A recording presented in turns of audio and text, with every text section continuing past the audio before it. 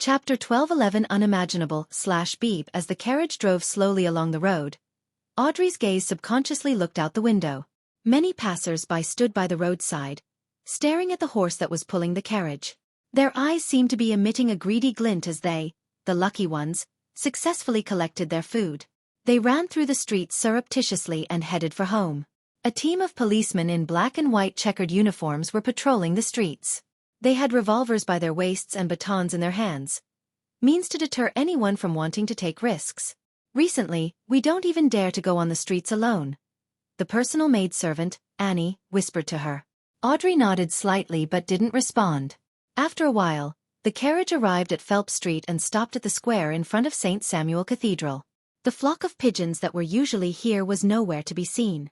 The Lone Charity Bursary Foundation, as well as the subsequent establishment of the Lone Poverty Relief Foundation and the Lone Medical Charity Foundation, had all moved from 22 Phelps Street to a few small rooms in the cathedral.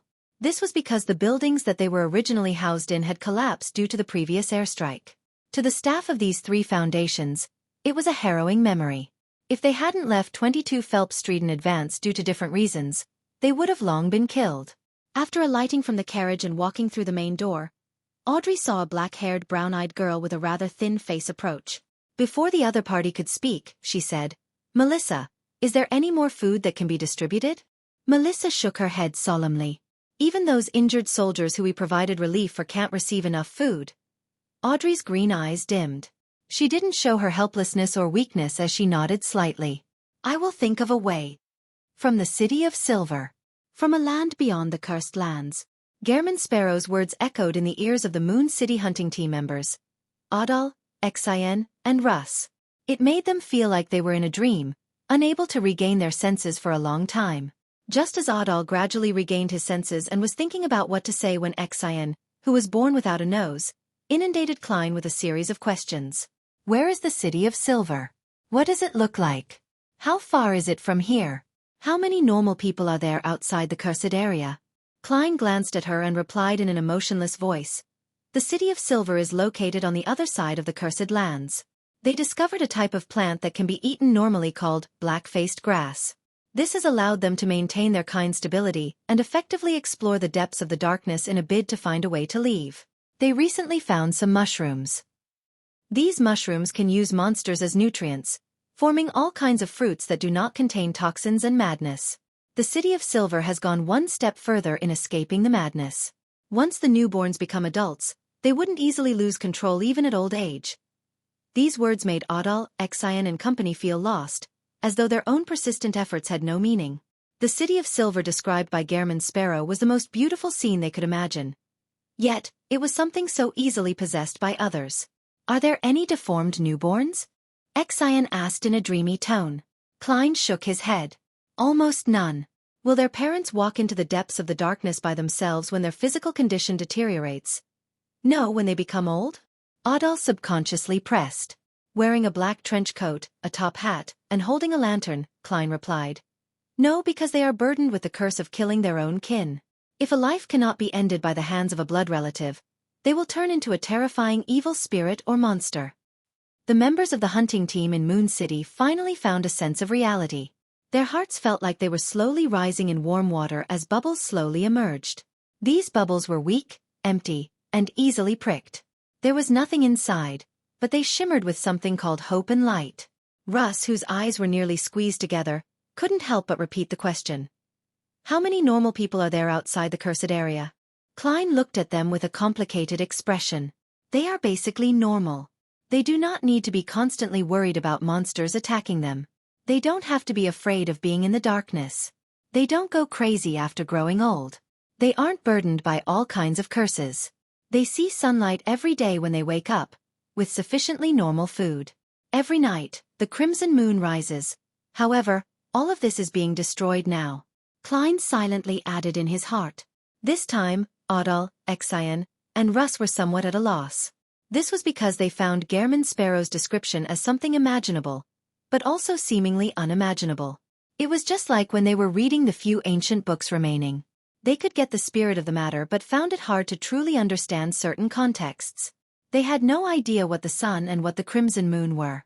However, to have normal food every day without the burden of various curses, the worry of monster attacks or darkness, and the lack of going crazy in old age was a beautiful dream they yearned for day and night. There's such a place in this world? Is this what heaven, as recorded in the ancient books, is? Was this land really cursed? The members of the Moon City hunting team fell silent once again. One of them opened their mouth but was at a loss as to what to ask. Someone wanted to bring Gehrman Sparrow back to Moon City and inform the High Priest of the news, wanting to inform everyone, but he was afraid of attracting danger. During this process, they didn't let down their guard or vigilance. Klein wasn't the least bit surprised with their attitude. Instead, he felt that this was the reaction a civilization that could last to this day in the forsaken land of the gods ought to have. With the lantern in hand, he took a step to the left, attempting to walk around the humans who were dressed in strange materials or animal skins, and he continued heading east. Regardless of what story these people had, whether it was worth helping them in passing, he planned to wait until he began his investigations before listening and considering things. This was because his spiritual intuition told him that his destination wasn't far, and that the legendary West Continent was just 2 to 3 hours away on foot. The moment he took a step forward, Adal and company immediately bent their backs, bracing themselves to defend and attack. However, they didn't manage to see Gehrman Sparrow approach them. They watched as he walked more than 10 meters to the left and continued heading forward. Seeing this young man dressed in strange black clothes and a strange black hat, with a strange and transparent lantern gradually distancing himself from them, the dim yellow light grew weaker and weaker. Adal's face, which was covered in tumors, changed. He shouted loudly, "Who exactly are you?" Klein didn't turn around. Instead, he held the lantern that emitted a faint yellow light and walked deeper into the darkness. He said in a regular tone, "A missionary.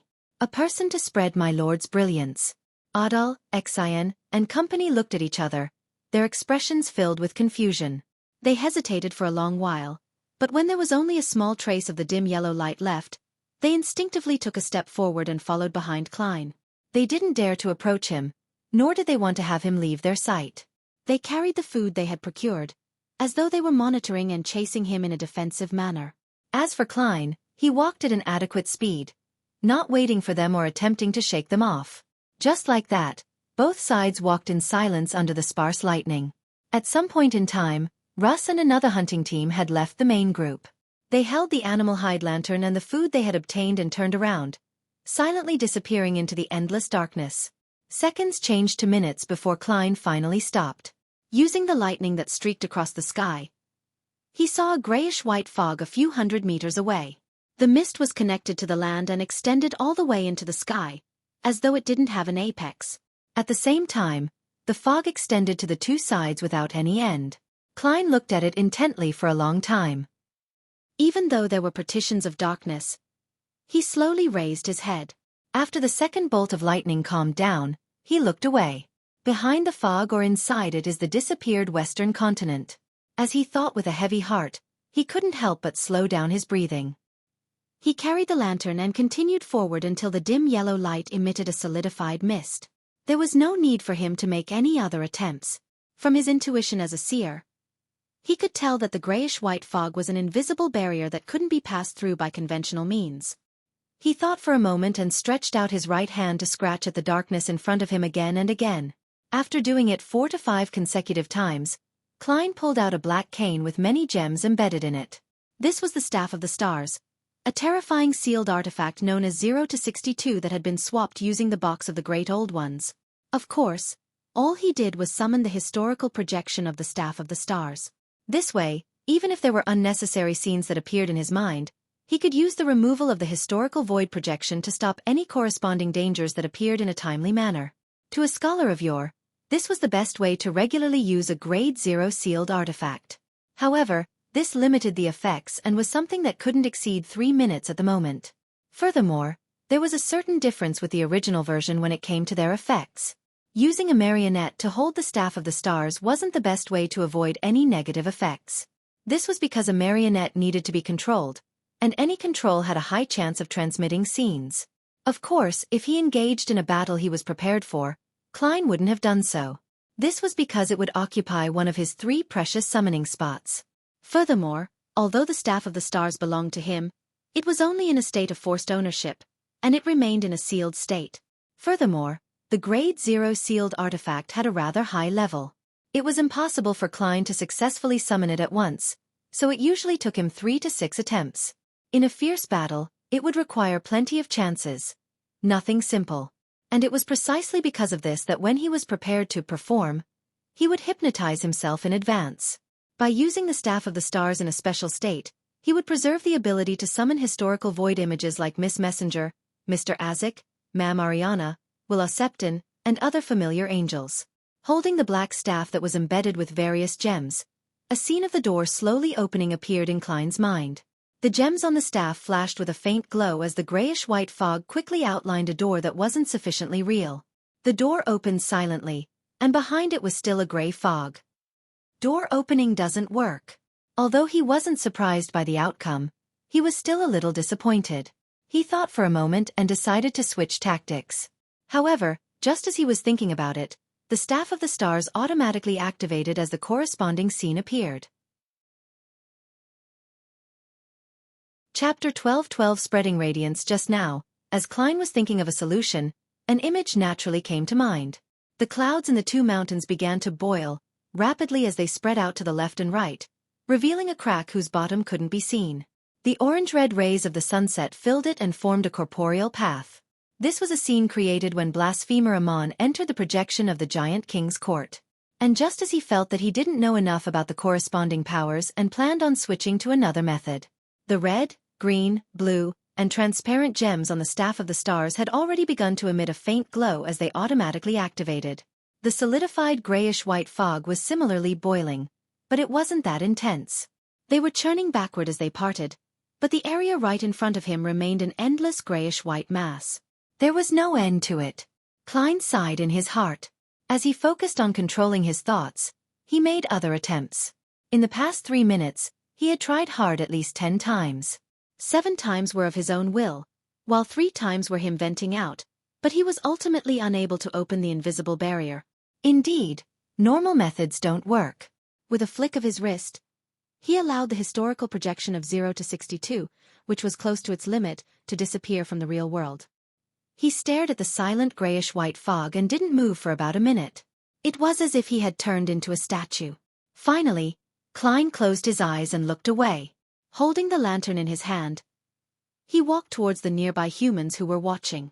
He didn't plan on making blind attempts, because there was a high chance that he wouldn't succeed. He planned on asking the people who had stood guard in the vicinity for 2,000 to 3,000 years.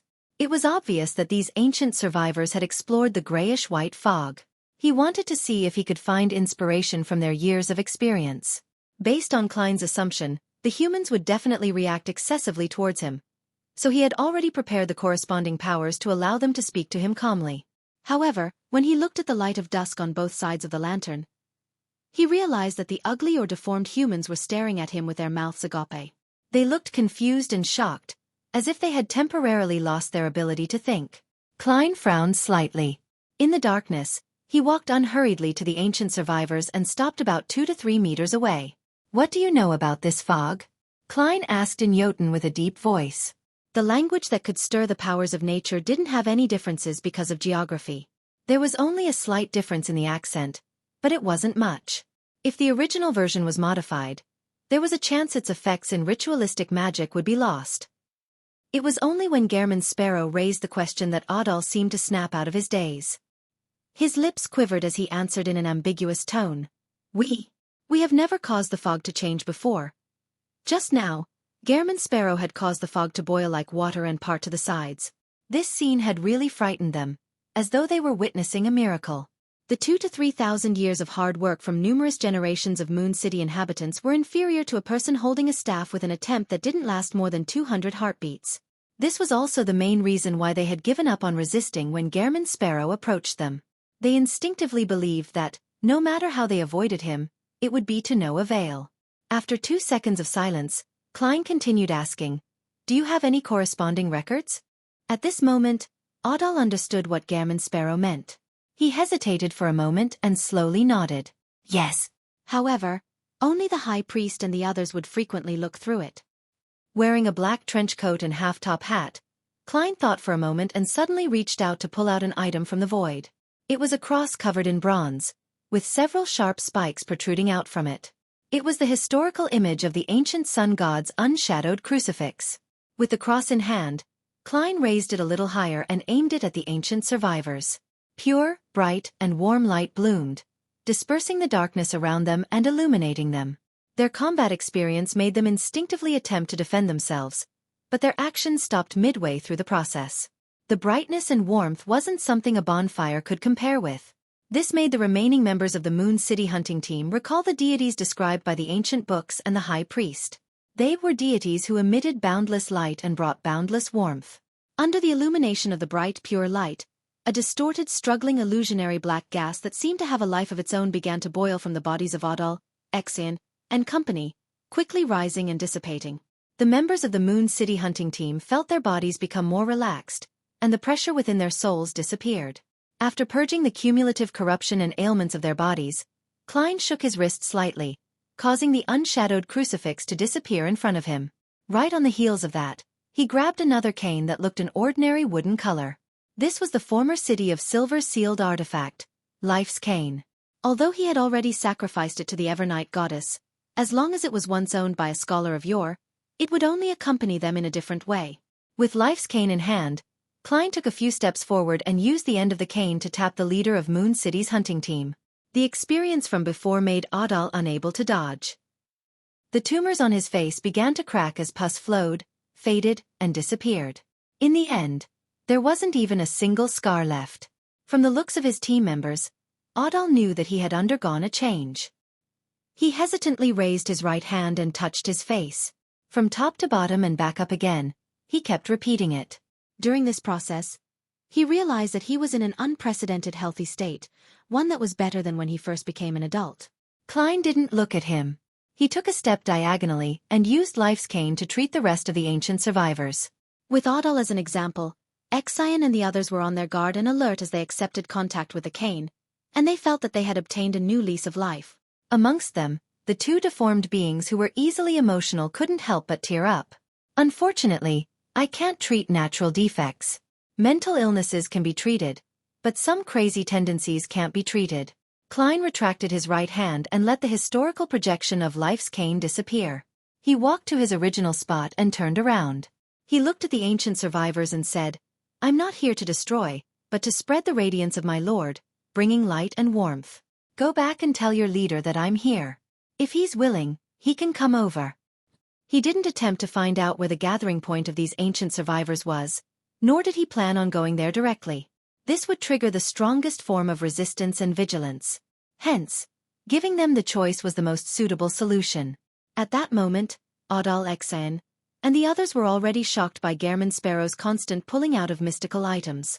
They felt that they were walking into a miracle and had already been cleansed by the divine light, allowing their physical condition to recover to its optimum state. It even exceeded their peak. "All right." A few seconds later, Audal responded. Just as they turned around and prepared to return to Moon City, flames lit up from the depths of the darkness as they rapidly approached. The leader was an old man wearing a dark brown beast hide. His hair was gray and unkempt, and his face was full of real cracks. "High Priest," after recognizing the other party, Xian blurted out. It was none other than Moon City's High Priest, Nim. Behind Nim followed Russ and the other members of the hunting team who had returned to the city ahead of time, as well as several other high-sequence beyonders. Nim nodded at Audal, Xian, and the rest before walking to the front of the group. Looking at the man who claimed to be a missionary, Gehrman Sparrow, he crossed his arms and bowed. "Honorable guest, I am Moon City's High Priest, Nim. Moon City once belonged to vampires, but that civilization had been destroyed in ancient times. Afterwards, we accepted the orders of the great sun god, the Lord who created everything, and we moved here to watch the grayish-white fog and make the corresponding attempts. That continued on even though the land was cursed and the Lord didn't respond to us. To date, 3,722 years have passed." Chapter 12:13 The Eternally Imperturbable Fog 3,722 years. Indeed, they were sent here when the ancient sun god was still alive. With the City of Silver's continued survival in the darkness for more than 2,000 years as a reference, Klein easily confirmed the words of Moon City's High Priest. He nodded slightly and asked, "Are you guarding this fog to prevent any anomalies from happening to it?" The High Priest of Moon City, who was wrapped in dark brown beast hide, Nim, shook his head. The revelation that the Lord gave us was to guard the area all day. We needed to know if anyone walks out of the fog. Walks out of the fog. The ancient sun god had a premonition that a person would walk out of this fog? If the other side of the fog is really the western continent, does this mean that there might still be life and civilization in it? When Klein heard this, an indescribable palpitation struck his heart, but he deeply realized a certain reality. Amon's father, the second creator, was actually unable to open this grayish-white fog, and even needed to send people here to watch over it. Is there a specific method needed to pass through this invisible barrier? Mr. Hanged Man mentioned before that the Queen of Calamity, Kohainam, said that an incantation or command might be needed. Also, the premise is that the western continent has already resurfaced. As Klein looked at the high priest with deep lines on his face, he said without batting an eyelid, "I believe they have already introduced me to you. I'm a missionary. I have come to this land to spread the light of the Lord." The high priest of Moon City, Nim, maintained his composure and used his gray eyes that were the same color as his long hair to look at Klein. "Your Excellency, which existence do you believe in?" Klein instinctively wanted to answer directly, but considering his identity as a missionary that he had set for himself previously, he held back his shame. With the ability of a clown, he controlled his facial muscles and revealed a slightly fanatical expression. "Please permit me to introduce you to my lord, the savior of this land, the great Mr. Fool, the Fool." Moon City's high priest, Nim, and the others didn't expect to hear such a word. For a moment they found it strange, but for some reason, they felt that there was an infinite philosophy hidden within. Finally, their attention was focused on the description. The savior of this land. Nim couldn't help but turn his head to look at Adal and the rest, observing their radiant faces.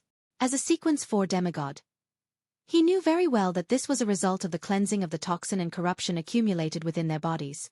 Furthermore, the members of the hunting team had also been given excellent treatment. If he hadn't seen this group of young people grow up and remembered how they looked before the changes, he definitely wouldn't dare to confirm that they were residents of Moon City. Seeing the high priest look over, Adal immediately said excitedly, "His Excellency Sparrow prayed for a deity's blessing to save us. Yes, we saw light. We felt warmth." Exion, who was without a nose, added, "After the catharsis, she had unknowingly developed a certain belief towards the Lord that German Sparrow mentioned. Compared to the Creator who had never responded to prayers and ignored the suffering that Moon City faced, this existence was more like a deity." Russ and another member of the hunting team that went back to Moon City to inform the high priest looked covetously at their former companions. They were both envious and had a yearning for the new life they had obtained. The high priest, Nim, retracted his gaze and looked at German Sparrow, who was wearing strange clothes and a strange hat. "Is the great Mr. Fool a deity in this world? No, from outside this cursed land?" Klein nodded solemnly and slowly. "Yes." "Then, what about the great sun god who created everything?" Nim hesitated for a moment before asking the question he desired answers to the most. Klein changed his tone to that of a charlatan and said, "The kings betrayed that existence. Blood, anger, foulness, and shadows began to flow across this land, triggering a huge calamity." Nim's pupils dilated slightly, as if he wanted to absorb more light to see the world in front of him. With great difficulty, he tried his best to suppress something and asked, "Are you saying that the Lord perished because of this?" Not only did he perish, but his flesh and blood were also eaten by the traitors. This piece of land was cursed as a result. Taking advantage of the fact that he was in the forsaken land of the gods, Klein boldly said this. He didn't deliberately distinguish the Amon brothers from the other 6 kings of angels. He planned on making the residents of Moon City believe that all the kings of angels were traitors. This way, they wouldn't be fooled by Amon in the future. Over the past half a year of traveling and the various experiments he undertook, he was convinced that the forsaken land of the gods really was sealed. Or rather, it was isolated from the outside world. The only point of contact was either the exit of the giant king's court, or something at the level of Sapphira Castle. Therefore, using the staff of the stars, Hera allowed him to move within the confines of the cursed land. He was unable to head to the scenes in the outside world as outlined in his mind. In addition, the box of the Great Old Ones was even suppressed and isolated for its historical projection. The moment the summoning succeeded, the projection would immediately be devoured by the environment. It was completely useless. This made him suspect that even the 3rd level of the box of the Great Old Ones was a little dangerous for true deities such as the true Creator. Upon hearing Gairman Sparrow's words, the body of the High Priest of Moon City, Nim, trembled slightly as his pockmarked face instantly turned ashen. The faces of the Beyonders behind him changed as well. It was as if they had suffered an extremely serious blow. One even showed signs of losing control. Seeing this, Klein reached out his hand again and pulled out Life's cane from the void, allowing it to fly through the air and accurately tap the target. The signs of the Beyonders losing control immediately vanished.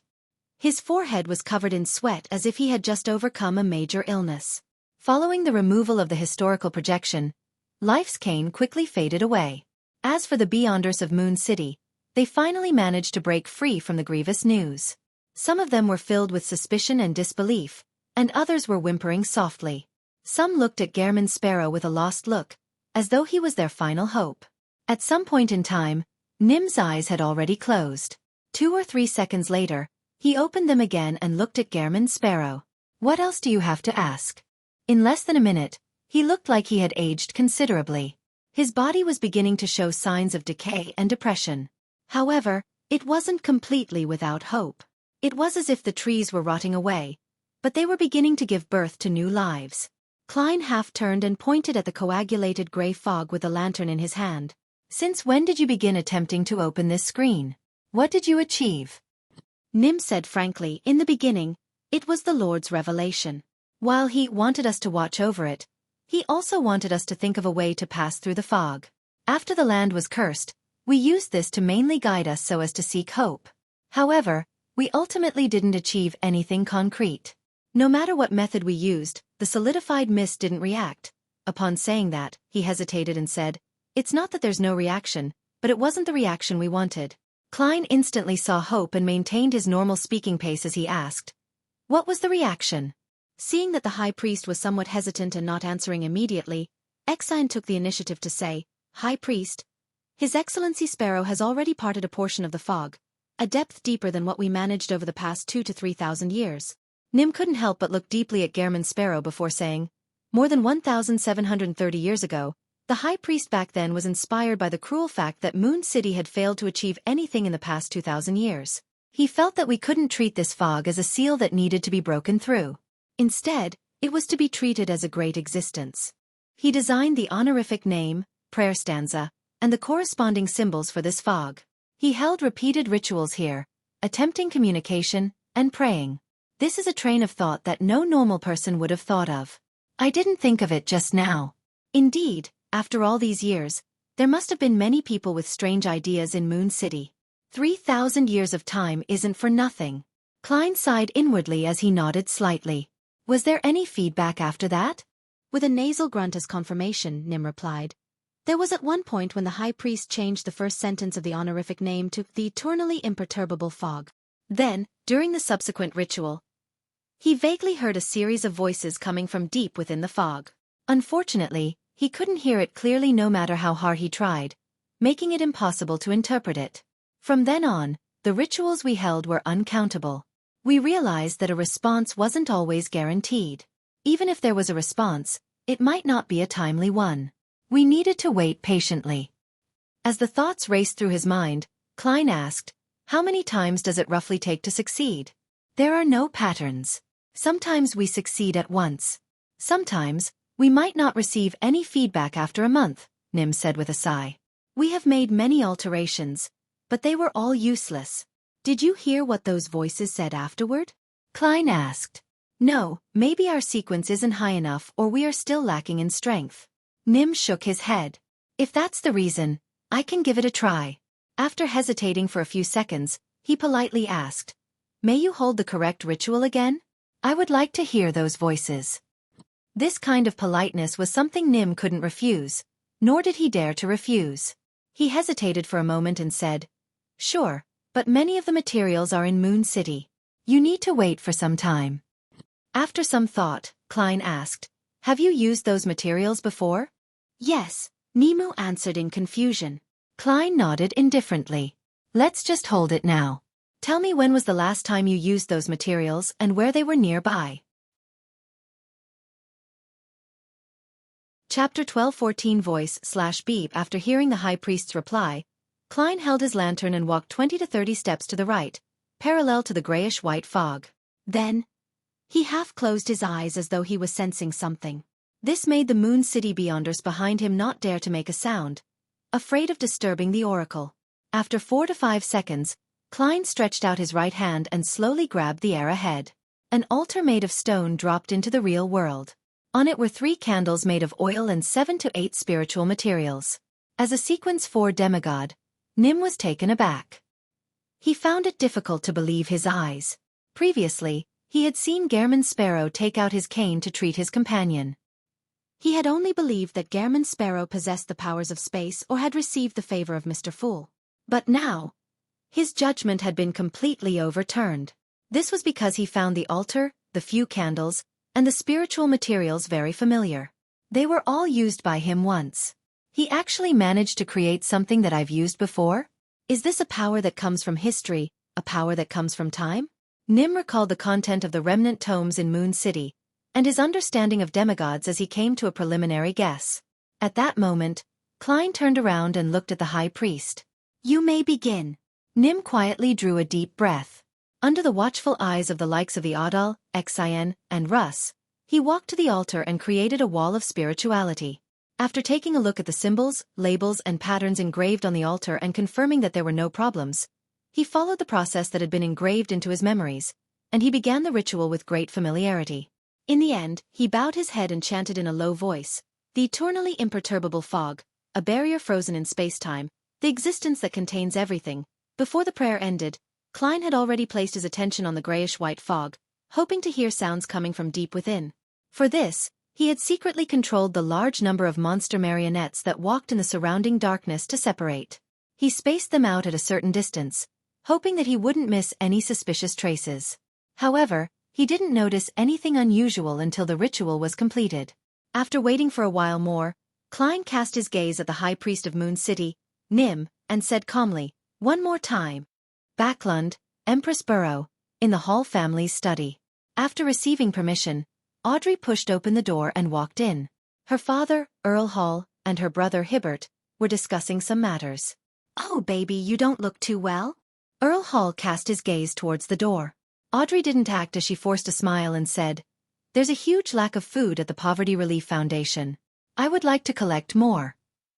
I visited many nobles today, but they told me that there's no more food left. It's the same even if I offered to buy it with gold pounds." When these words were said, the nobles were either in a parlor or at a spot specially used for high tea. In front of them were high-quality black tea and many exquisite desserts. From time to time, they would invite Audrey to evaluate their dessert chef's culinary skills. Their servants had rosy cheeks, and they took very light footsteps. They didn't make a sound to prevent disturbing their guests. The current situation. Earl Hall sighed when he heard that. Audrey thought for a moment and said seriously, "Father, I remember that there should be quite a lot of food at home. Can I buy some of that with money?" "Audrey, you've already done too much. There's no need for you to do more," Hibbert Hall said with a frown. As for Audrey, she only looked at her father and didn't respond to her elder brother's words. Earl Hall's expression that had relaxed after seeing his daughter became serious again. "Audrey, the prerequisite for charity is not to affect your and your family's life. This is a principle I wish for you to remember." Audrey, who was wearing a long golden-white dress, relaxed her eyebrows and said sincerely, "Father, the amount of food we have stored at home is enough to last everyone in this house for an entire year, or even more. Besides, there's also a lot of food over in Eastchester County." As Winter County hadn't completely fallen, the Faysac army that had invaded Mid-Seashire didn't attack Eastchester County. As for the Faysac, Intis, and Fainapotter fleet, they were suppressed by the few ironclad warship fleets of Lone. They could only barely deal with the situation and protect the supply line at sea. Seeing his daughter's emerald green eyes for a few seconds, he suddenly sighed and smiled. "Audrey, you have really grown up. You have your own ideas and pretty commendable determination. However, we don't know how long this war will last. We don't know what the outcome will be. We have to leave a lot of food to deal with this. I can accept us having 2 less delicacies for every meal to help those who are in trouble, but I don't want my dining table to become like what the newspaper says about the middle class. This will completely make us lose our dignity as nobles. This is something that we abide with every generation. Do you understand what I mean? I was just making an analogy."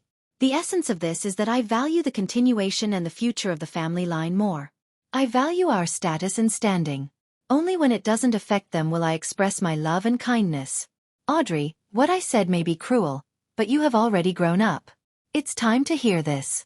Everyone is selfish, but at varying levels. In my heart, the entire Hall family is more important than me and your mother, yourself, Hibbert, and Alfred. Apart from these, it will first be Faith and good friends. Next, it's people we are acquainted with. Finally, it would be all of Backlund, those who are in need of help. If it doesn't affect the ones first listed, I don't mind helping them. Unfortunately, I have to consider even more things now. At this point, Earl Hall shook his head in a self-deprecating manner. I'm sorry to let you know that your father is such a selfish person. As Audrey listened to her father's words, her expression changed slightly at first, but then it disappeared. Until the end, there were no additional emotions. At that moment, she was silent for a moment before asking again. But we've already obtained a lot more than what we need. Can't we even share a portion of it? Hibbert Hall interrupted angrily. Why are you giving away the things we painstakingly obtained to others? This is produced from our land, farmland, and forests. This is what we bought with money. And these funds and assets were passed down the family. It was earned by father's acumen and powerful charisma. It was accumulated over generations. By doing charity to help others, it's an additional display of love, not something that we have to do, do you understand? Earl Hall nodded. What Hibbert said is generally right. I share his thoughts as well. Audrey pursed her lips and slowly nodded. I understand. Earl Hall retracted his gaze and said to Hibbert, we have to keep the food stored properly. If the outcome of the war cannot be reversed, try contacting the fellows from Intis and show them some of our sincerity. The battle has been going on for so long. Quite a number of people have died as well. Many fields have been abandoned, and the prices in the cities have soared. There must be a very high demand for food, cattle, and land. In addition, I have shares in the Intis Suchit Bank, as well as the shares in the Varvat Bank and Backlund Bank. I should be able to bribe them. Heh, in such times, only by satisfying these aspects can we talk about familial relationships.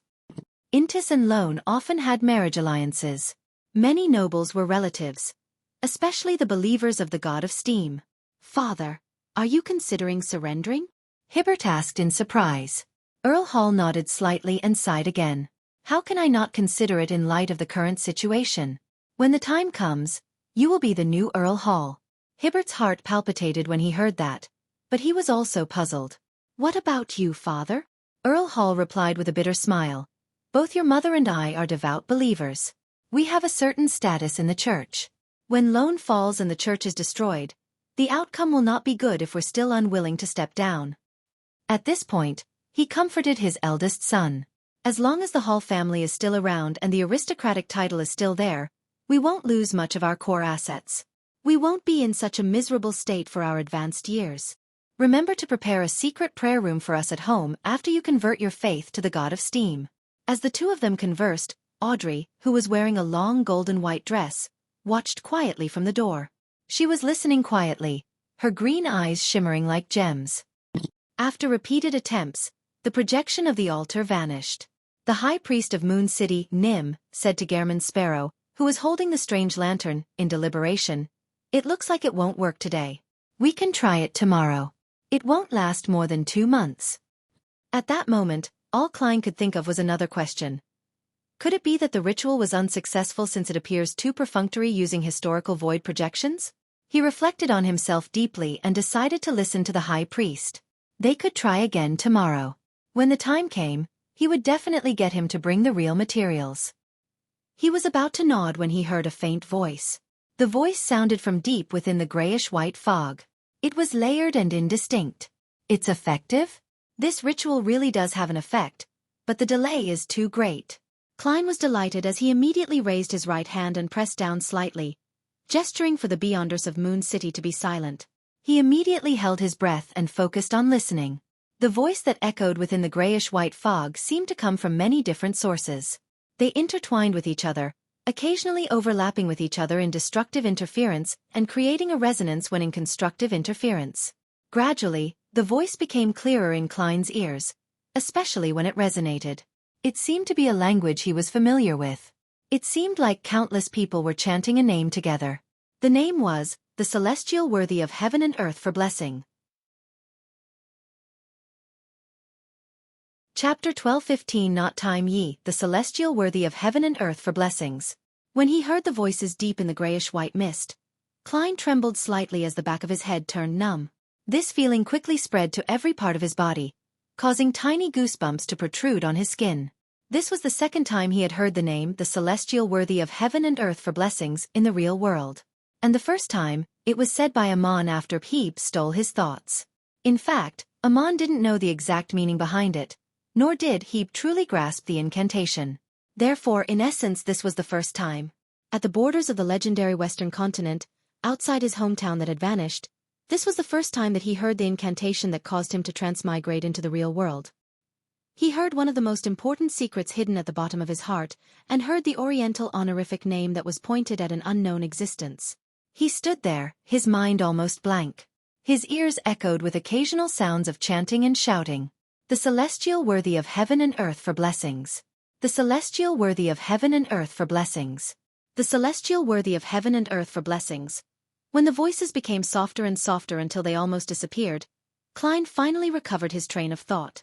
As a fake god that had done a lot of guilty matters, his first reaction was, by changing the celestial worthy of heaven and earth for blessings to the king of yellow and black who wields good luck, will I suffer divine punishment?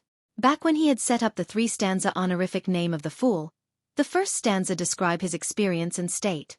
Back then, he had thought that it was a transmigration, and he was afraid of exposing the problem. He had changed the fool from an alternate world to the fool that doesn't belong to this era, but in the end, it pointed to his true nature. The second stanza was to bind the gray fog to him, making the direction clearer. And in order to completely limit and not cause any ambiguity, Klein directly translated the last line of the incantation, which was, the celestial worthy of heaven and earth for blessings. He originally thought that it was nothing, but later on, he suspected that his transmigration was a result of the former owner of the strange door of light in Sapphira Castle. The celestial worthy of heaven and earth for blessings. Or rather, it was a certain existence hiding their true identity. Of course, it was also possible that the celestial worthy of heaven and earth for blessings was the actual incarnation before creating another identity that suited the present world. As for what the identity was, Klein wasn't sure. This was because he had never heard the honorific name of the celestial worthy of heaven and earth for blessings elsewhere in the real world. Therefore, although there was suspicion and fear present, he didn't actually pay too much attention to it. It seemed like he was already used to it. However, at that moment, the words, the celestial worthy of heaven and earth for blessing, were like salvos that kept blasting at his heart, bombarding his mind, causing all the concerns and fear that he had accumulated in his subconscious to surge out. After regaining his composure, he began to force himself to use his rationality to think about his current situation. Is this chanting hidden in the grayish-white fog, or is it from the vanished Western continent? I already thought that this fog's color and state is very close to the one below Sapphira Castle. Its power comes from history? One has to have the correct powers over time to open it? Queen of Calamity Kohainam once said that the Western continent would definitely reappear at the dawn of the apocalypse. In other words, only by pushing time towards that temporal node would the grayish-white fog come alive. Only then would it be possible to use the corresponding incantation to open it? The person who made the Western continent vanish, seal it, or create a protective quarantine. Is the celestial worthy of heaven and earth for blessings, the existence suspected to be the previous owner of Sapphira Castle? According to all the clues, Sapphira Castle and the rest were left behind by the original creator. They were created by the various parts of his body, or something that he personally created. The celestial worthy of heaven and earth for blessings is equivalent to the former owner of Sapphira Castle, and also equivalent to the original creator? However, Sapphira Castle existed only after the original creator split. Furthermore, the chants of the celestial worthy of heaven and earth for blessings only point to Sapphira Castle and don't affect places like the Chaos Sea. Also, the disappearance of the Western continent is definitely something from before the Second Epoch. As an ancient god, even Elf King Sennayathrim was unable to return to his hometown. In other words, in the chaotic and crazy First Epoch or even before then, the original creator, the oldest one, had split into objects like Chaos Sea and Sapphira Castle. More things happened before the ancient gods were born? These matters caused the Western continent to vanish, and the former owner of Sapphira Castle to disappear? The prophecy of the ancient sun god, the City of Silver's creator, is also very interesting. It says that someone will walk out of this grayish-white fog, so he sent people to stay in Moon City and guard this place. Strictly speaking, I actually come from the Western continent or this grayish-white fog. However, I left the Western continent to enter Sapphira Castle in a time long before the ancient sun god's prediction. The year I left the grayish-white fog was 1349 and found myself in Lone. Yes, after going around in circles, I came here again and met with the people from Moon City. The ancient sun god's prophecy really has come true. It's just that the process is a little twisted and complicated, but the way it was achieved is rather unexpected.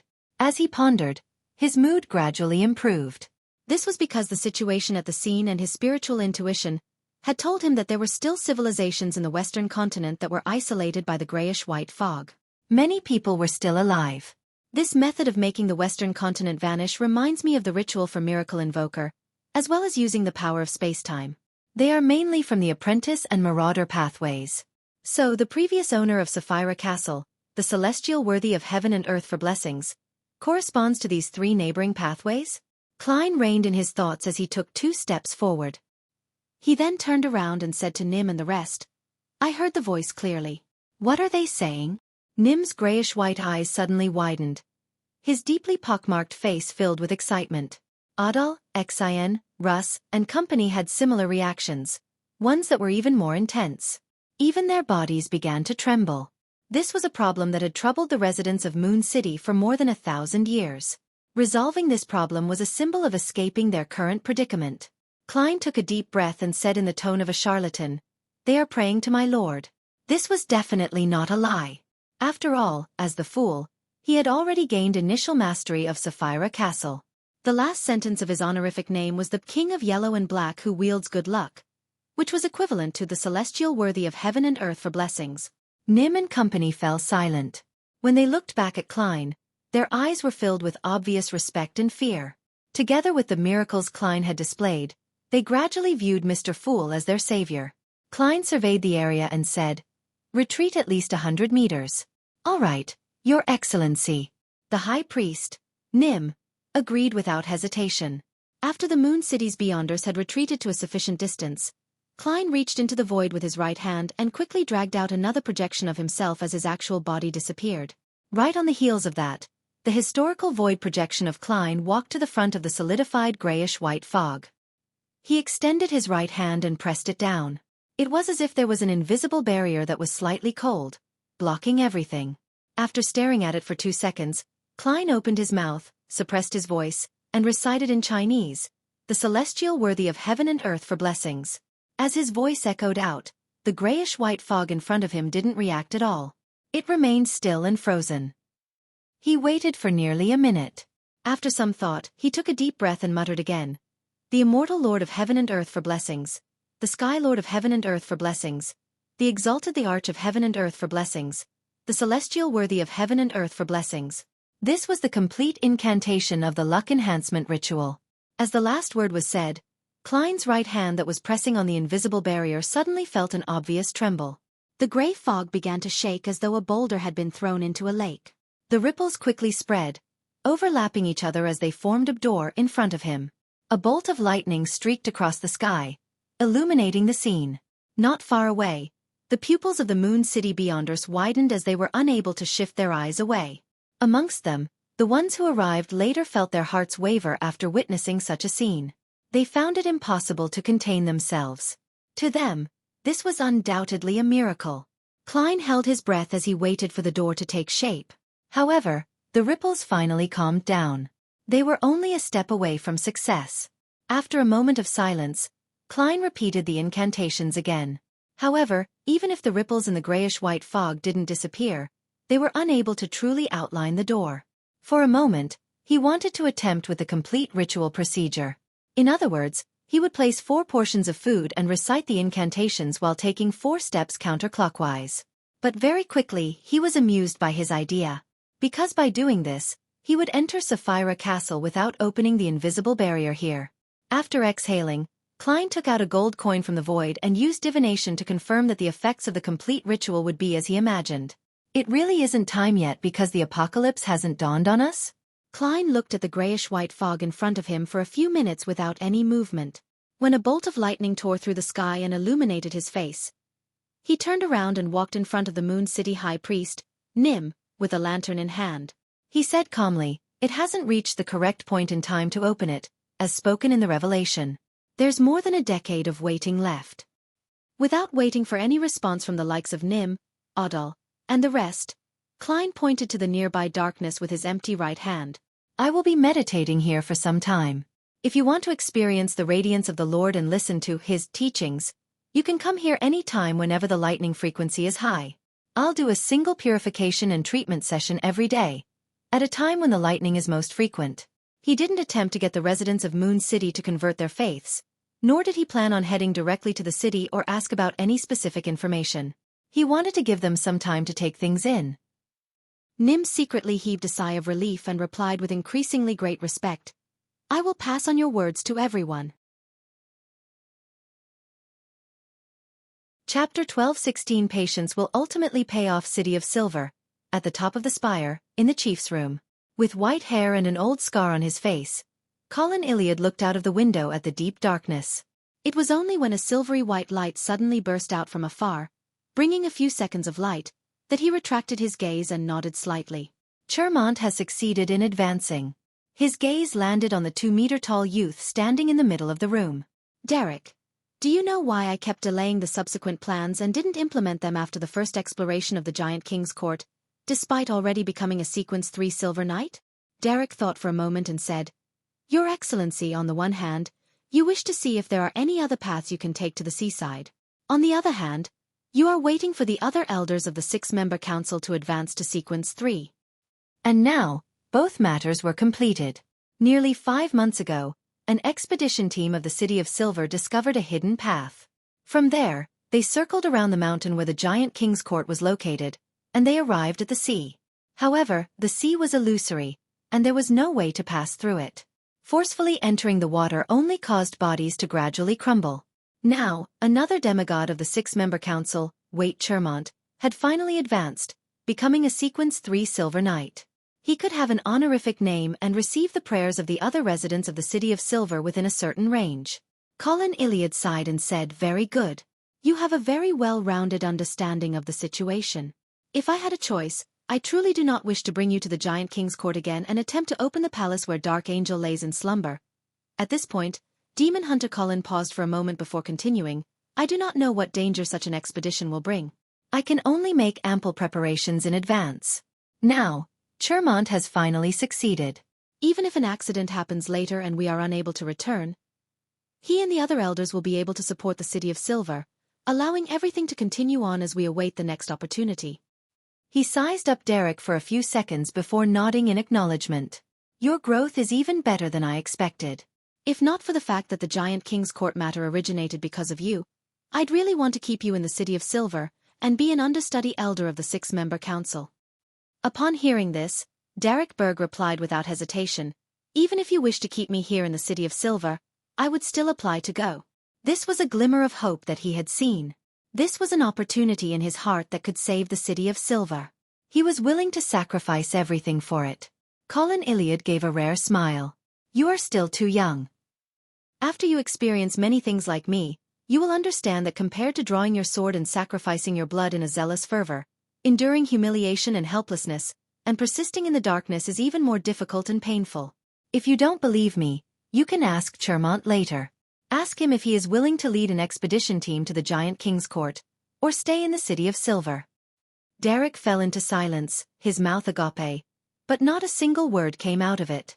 Colin Iliad didn't continue on this topic and instead asked, "Have you completely digested the Priest of Light potion?" "I digested it completely last week," Derek replied frankly. Colin Iliad nodded and said, "Have you gathered all the supplementary ingredients?" Derek acknowledged tersely, "I've gathered all of them. I'm just short of preparing the ritual." His ritual required him to extract the strongest emotions that he was unwilling to abandon, before injecting them again after consuming the potion. After a few gatherings with the Tarot Club, as well as Miss Justice's private attempts, they had already come up with a well-formulated plan. He was to complete it by relying on this Sequence 4 manipulator's control of the psyche domain, and Mr. Fool's Angel's embrace. Demon Hunter Colin didn't rush him as he calmly said, "Don't be anxious. The second exploration of the Giant King's court will still take some time." "Until I become an unshadowed?" Derek asked. Colin Iliad didn't deny it as he nodded slightly. "I'm also waiting for Lovia to become a Black Knight. Her ingredients and ritual have been prepared." Upon hearing this, Derek immediately felt pressured. At the capital of the Rorstad Archipelago, City of Generosity, Biome. At the top of the bell tower of the City of Generosity, the Cardinal of the Church of Storms, the high-ranking deacon of the mandated Punishers, Sea King John Cotman, stood behind the railing, looking at the sea which was no longer that blue. There was wreckage floating above it, burning with the remains of ships. "Humph, in my territory at sea, even a war bishop has to bow his head." The muscular demigod with a chiseled face retracted his gaze as he muttered. He had a head of dark blue hair and a pair of deep blue eyes that were as thick as a worm. He controlled the weather and sea around the Rorstad Archipelago. Alger Wilson, who was standing beside the Sea King, didn't show any signs of frustration. He patiently waited until John Cotman turned his attention onto him. Aside from most of the Beyonders of the Sailor Pathway being bad-tempered, they often trembled in submission when facing high-sequence Beyonders of the same pathway. This was a characteristic of a tyrant. After muttering to himself, Sea King John Cotman finally cast his gaze at Alger, who was leading a pirate fleet. He said without any expression, "Your performance this time was remarkable. The Council of Cardinals has passed your review and has decided that I will preside over your advancement ritual." After receiving the item left behind by Queen of Calamity Kohainam, Alger found an opportunity to report the matter to Sea King John Cotman. Apart from 2 details that he modified, he had given an honest account of the exploration of the elven ruins from the time he arrived in the primitive forest of Sonia Island.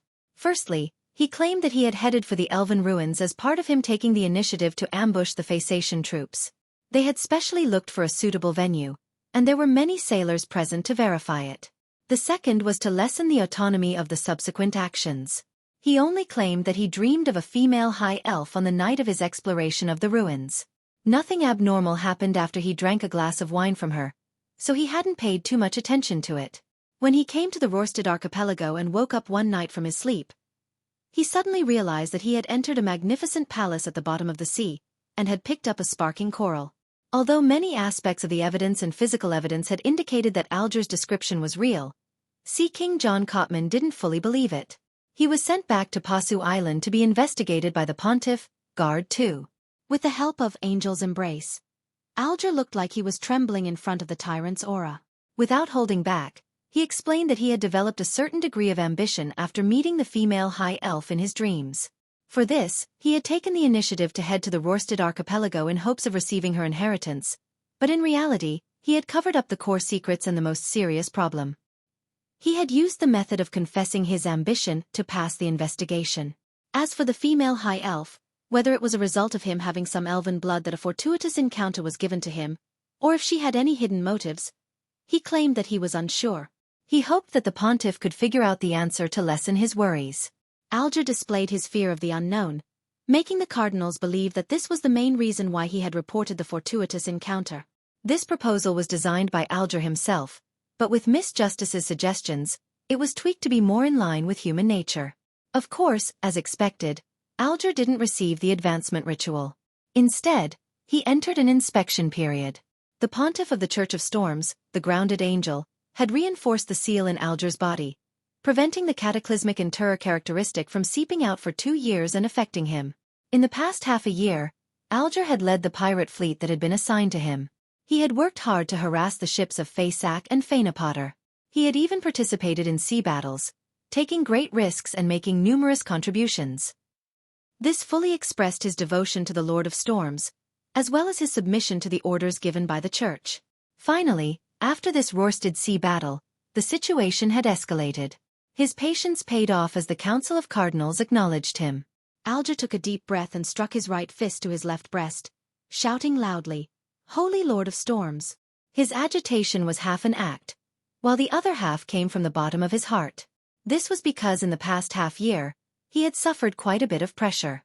Ma'am Hermit had already finished digesting the Mysticologist potion and was preparing to advance to Sequence 3, Clairvoyant. Although Miss Justice had yet to fully digest the Manipulator potion, she had made significant progress. Furthermore, She was a complete rookie when she first joined the tarot club. Now, she had become a true demigod. She wasn't just a sequence higher than Alger, but a whole tier. Before long, the sun could advance to sequence 4, unshadowed, and obtain godhood. The star had also finished digesting the sequence 5 potion and had accumulated a significant amount of contributions. He was just waiting for the higher-ups to give him a chance. Miss Magician wasn't far from digesting her potion after traveling time and time again. Furthermore, her teacher had prepared the corresponding sequence 4 secret sorcerer ingredients for her. There was no need to mention the world Gairman Sparrow. Even if he were to suddenly inform them that he was an angel, Alger wouldn't find it surprising. Miss Judgment was currently a sequence 5 disciplinary paladin. She was digesting the potion and was trying her best to keep up with everyone's progress. The Moon, who didn't like to work hard, became anxious as a result and was seeking to become a sanguine earl.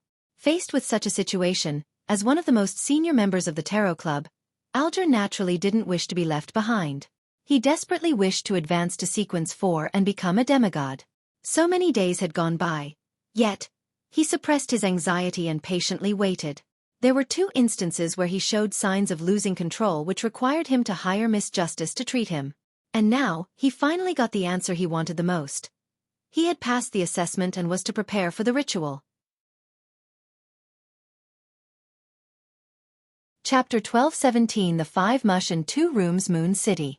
Many humans walked out of buildings which stood unusually sturdily despite having mottled surfaces. Some of them were obviously deformed, while others had already developed some abnormalities. The humans looked at each other and noticed some confusion on each other's faces. There were still 2 to 3 months before the sun's sacrifice. Why was the high priest summoning everyone to the square? Could something have happened?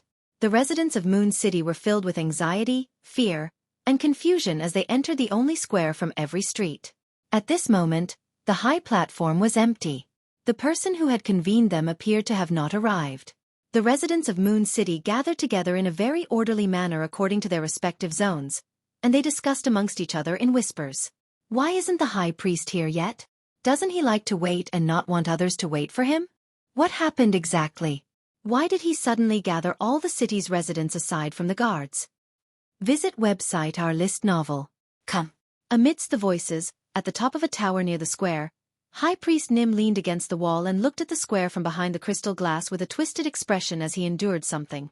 His grayish-white hair flared up as a bunch of short black hair grew on his face. His ribs and waist were squirming, forming a swollen patch. These abnormal changes would disappear and occasionally appear. It was as if he was suffering from relapses again and again. His entire being was sinister and terrifying. After about a minute, he finally calmed down. He let out a long breath and wiped the cold sweat on his forehead. Just now, he had been resisting the madness that had accumulated in his body. In fact, no matter which beyond a pathway it was, the higher the sequence, the greater the insanity and inhuman inclinations one had. This gradually exceeded one's own humanity. One had to rely on external anchors to maintain a balance. Normally, such situations weren't obvious at sequence 4 and sequence 3. And at the level of an angel, even if there were enough anchors to stabilize them, they would fall into darkness from time to time. In the negative and abnormal states, one had to endure and resist on their own, waiting for them to ease up. They were like a sacred and solemn existence who might appear unproblematic normally. They could respond to prayers, chat normally, and even joke. However, at times, they could only hide in dark rooms and in the shadows. They tore off the surface of their skin, revealing a sinister side that showed signs of madness. As Nim often ate monster flesh, he had accumulated a lot of toxins, corruption, and madness. This forced him to endure such pain despite being a sequence 4. Of course, those who didn't know the acting method and relied on time or luck to advance to sequence 4 and sequence 3 would also share the same fate. After composing himself, he turned and left the room. With the help of an illusory door, he appeared on the high platform in the middle of the square. After the discussions died down, the residents of Moon City cast doubtful and uneasy gazes at the high priest.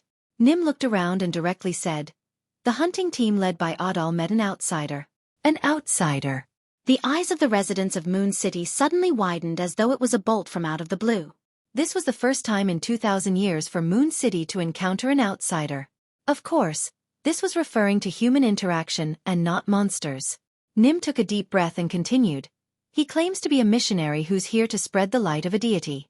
He caused the grayish-white fog to undergo obvious changes.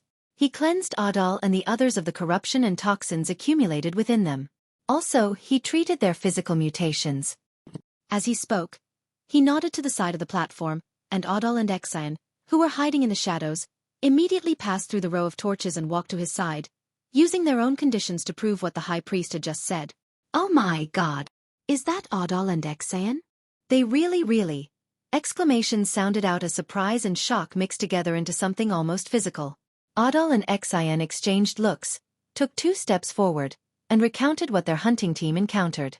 The crowd heard about the tiny flame that appeared in the darkness, the cross that emitted a bright light, the cane that could cure any mutations and ailments, the parting of the grayish-white fog, as well as the appearance of the door. Upon hearing the hunting team's delightful description of their excellent condition, the residents of Moon City gradually fell silent. Some of them had already unknowingly teared up, a result of the extreme fatigue and repression. Finally they saw a ray of light. The tears carried a mild and salty feeling as they flowed past their faces, slipping across the corner of their lips and dripping onto the ground. In addition, a person who was still rational and clear-headed raised his arm to express his opinion. Could that missionary be a special monster from deep within the darkness? Are Adal and Xueqi acting like this because they've already been controlled and influenced? After the wave of doubt calmed down, Nim said in a deep and clear voice, "I've checked them and have also used the sealed artifacts. I haven't found anything unusual for the time being. I will let them remain in the Black Tower and undergo at least 15 days of quarantine." After making the promise, he paused and said, "That missionary named German Sparrow will be meditating in the vicinity of the grayish-white fog for some time. He has permitted us to experience the glory of the God he believes in, and listen to the corresponding teachings. And every day, at the time when the lightning frequency is highest, he will provide cleansing and treatment. Everyone can make their own decision on heading over there, but they have to report their decision in advance and follow instructions. No one is to act on their own accord and affect the city's defenses. After they return, they will be quarantined for 15 days like Adal and Xueqi." The residents of Moon City fell silent. They looked at each other, unable to make up their minds. At this moment, Russ and another member of the hunting team, who had previously missed the cleansing and treatment because of their choice to return to inform the high priest, stepped forward. "High priest, I'm going." "All right, I'll lead this team tomorrow." Nim nodded and agreed. He had originally planned to give this team a name, but he failed to come up with a good description. He could only stammer and skip it. In his heart, there was actually a name, but he didn't dare say it out loud. It was Pilgrimage. With Russ and company leading the way, several Moon City residents stood forward, indicating that they were willing to take the risk. When the frequency of lightning increased, it was the dawn of a brand new day. A group of 7 to 8 Moon City residents carried animal hide lanterns and began to traverse the darkness, heading towards the periphery of the grayish-white fog. After darkness and light exchanged countless times, Russ and company's eyes suddenly lit up. It was a bonfire that was slowly burning. German Sparrow, who was wearing strange clothes and a strange hat, was sitting around it. He held an iron-black long skewer and was roasting something. There were corpses of monsters lying around the bonfire. On these corpses, there were all sorts of strange objects. Some of them were white and full, as if they would spew out liquids the moment they were poked. Some of them were black, embedded with blood-colored lines and marbling. Some were covered with golden spots, while the tops were the size of a palm. These items were densely packed, covering the different parts of the monster's corpse. They had a strange and alluring beauty to them. After taking a few steps forward, High Priest Nim noticed that German Sparrow was roasting one of the strange objects. Drops of oil dripped down and produced sizzling sounds in the fire, brightening the light and allowing an alluring fragrance to spread. Gulp. The residents of Moon City swallowed their saliva instinctively as they developed an irresistible urge to eat. Every cell of theirs was screaming crazily, "I wish to eat it. I want to eat it. Give it to me." Sitting on a rock, Klein raised his head and pointed at the colorful objects growing on the corpses of the monsters around him. He said in a deep voice, "These are called mushrooms. They're divided into different types. If you're willing, you can pick and eat them yourself, but do not touch the black ones. Furthermore, they have to be thoroughly cooked before you can eat them. Otherwise, you will encounter a terrifying curse." The High Priest of Moon City thought for a moment and replied on behalf of the others, We would like to first listen to your lord's teachings and experience his radiance. With a slight nod, Klein said as he rotated the long barbecue skewer that he had summoned from the historical void. You may sit down and listen. When the 8 Moon City residents sat opposite the bonfire, he said with a solemn expression, I came from the Giant King's court. This was a term that all the residents of Moon City were familiar with. Their spirits were instantly lifted as they cast their attention away from the items above the burning fire and cast it at Gehrman Sparrow. Following that, Klein described the situation outside the City of Silver and the situation beyond the Cursed Land. He also shared with them his sightings of city ruins along the way. The residents of Moon City sighed when they heard this. Sometimes they looked forward to it, but sometimes they found it hard to believe. At times, they could empathize with it and be filled with sorrow. Halfway through his sentence, Klein suddenly stopped. He retracted the black long metal skewer, brought it to his mouth, and bit down on a mushroom. Thick meat juices seeped out and with a slightly scorching feeling, cleansed his mouth. After spending half a year in the forsaken land of the gods, Klein had already overcome his disgust towards mushrooms. After all, Danitz was often tasked by him with things to do. He was unable to meticulously prepare food and sacrifice things to him. During this period, he could only rely on mushrooms for sustenance. He closed his eyes in satisfaction and handed over the long black skewer. He smiled and said, You can try some. High Priest Nim was still hesitant when Russ reached out his hand. As he expressed his gratitude, he got a mushroom and put it into his mouth. He ate too quickly, so much so that his mouth was scalded. However, after his expression twisted, it suddenly froze. Following that, his expression slowly relaxed as he gradually revealed a sense of intoxication, pleasure, and yearning. In the end, Russ's tears flowed out unknowingly as he muttered in a deep, choking voice, This is the best and most superb food I've ever eaten. Even though their taste for food had changed after generations, humans couldn't adapt to food with toxins and madness. They still yearned for sugar and fat. At that moment, all the residents of Moon City could tell that Russ was moved. Chapter 12:18 Clue, Give it a try too. Klein handed the iron-black long skewer to the other residents of Moon City. Their throats bobbed up and down as they couldn't help but swallow another mouthful of saliva. However, they didn't immediately respond. All of them cast their gazes at the high priest, waiting for him to nod. In his animal hide clothes, Nim took out an item. It looked like a magnifying glass with a handle. At a glance, Klein almost imagined that he had seen a monocle. This fright made his heart skip a beat. Thankfully, he managed to control himself in time to confirm the details. Holding the metallic handle, he placed the glass object in front of his right eye and observed Russ for a few seconds through the lens. After a brief silence, he put down the item and nodded at the other Moon City residents. People other than Russ finally reached out their hands and carefully removed a mushroom from the iron-black long skewer and stuffed it into their mouths. The item that was void of nauseous smells and foulness made them instantly become intoxicated. Without caring about the scorching feeling in their oral cavities, they swallowed the mushrooms into their stomachs and instinctively reached out for another one. However, all the mushrooms on the iron-black long skewer had already been distributed. Nim retracted his gaze from the iron-black long skewer and waited for Gehrman Sparrow to continue explaining his experiences and the fool's teachings. Klein looked around and repeated the words he had previously said. The surrounding mushrooms can be taken at any time, apart from the pure black ones. In addition, they have to be fully cooked before they can be eaten. Otherwise you will be cursed. The residents of Moon City no longer hesitated. They immediately stood up and chose the mushrooms that they had been longing for. With a glance, Klein added, when the white mushrooms are cooked, they easily split open and have liquids flow out. You need to prepare some containers or drink them once that happens. Without waiting for Russ and company to respond, he continued the topic that he had previously stopped mid-explanation. He went on until he mentioned how he heard the voices in the grayish-white fog chant Mr. Fool's honorific name.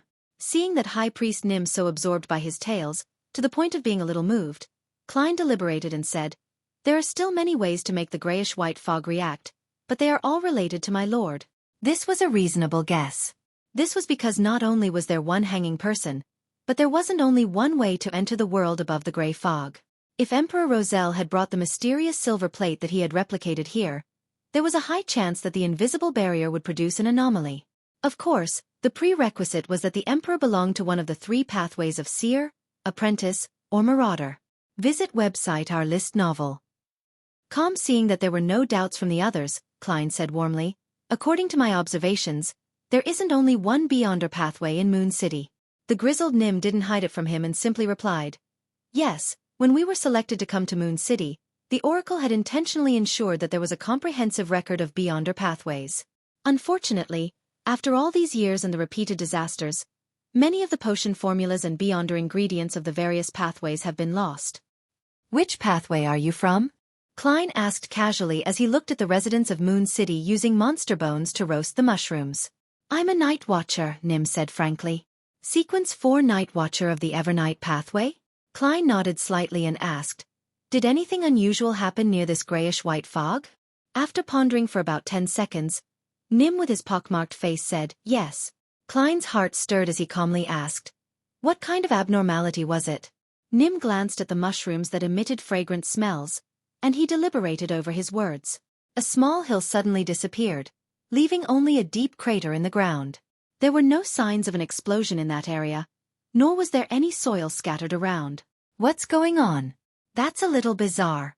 As he threw the mushroom's roots into the fire to turn them into fuel for the flames, Klein asked without any change in expression, did you investigate further? Yes. The High Priest of Moon City nodded and said, an investigation team encountered a demonic wolf there. It wasn't a demonic wolf that has already rotted or mutated, but the kind of demonic wolf from a long time ago. Demonic wolf? Klein didn't expect to hear such information. His pupils changed slightly as he asked, what did that demonic wolf look like? Nim unconsciously took a deep breath and said, it's the same as the demonic wolves described in ancient literature, but it's even bigger. Even though its 8 legs are on the ground, it's still as tall as 2 or 3 people combined. Its fur wasn't pure black. It exuded a dark and deep feeling. Its eyes were very strange. The pupils, black pupils, took up a large part of the eyes. Also, there was a tuft of gray short hair on its head. Isn't that the dark demonic wolf, Koter? It actually came to the far east of the forsaken land of the gods, and was involved in an anomaly? If the power of the Western continent's disappearance really comes from Sapphira Castle, it would still be quite normal for it to attract the mythical creatures that corresponded to Miracle Invoker.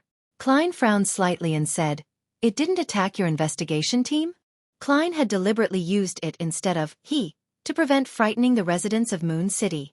In his opinion, it was very easy for the dark demonic wolf, Koter, to wipe out an investigation team. It didn't even need to pay a huge price to turn the city into his marionette kingdom. Yet, this mythical creature had apparently spared Moon City. If not for the spirit body threads that he had seen in advance and that he confirmed their conditions, Klein would have suspected that he was only talking to a few marionettes. No, it left in a hurry, Nim replied. This doesn't match the suspicious and cautious nature of the dark demonic wolf. What frightened him so much that he fled in such a hurry? He didn't even have the time to silence the people who saw him. Or rather, there's something special about the people guarding Moon City under the ancient sun god's revelation, and unless it's necessary, the dark demonic wolf wouldn't attack them? Klein continued without any change in his tone. Did it leave any tracks? No. Nim firmly shook his head. Other than the hill turning into a deep crater, we didn't discover anything unusual. As his thoughts raced, Klein tried to ask from another angle. When did this happen? The more he understood an object from the past, the more he could make contact with it in the fog of history. After some thought, Nim said, 2 years ago, 2 months and 10 days ago. He immediately explained, there are too few things worth recording. It left a deep impression on me.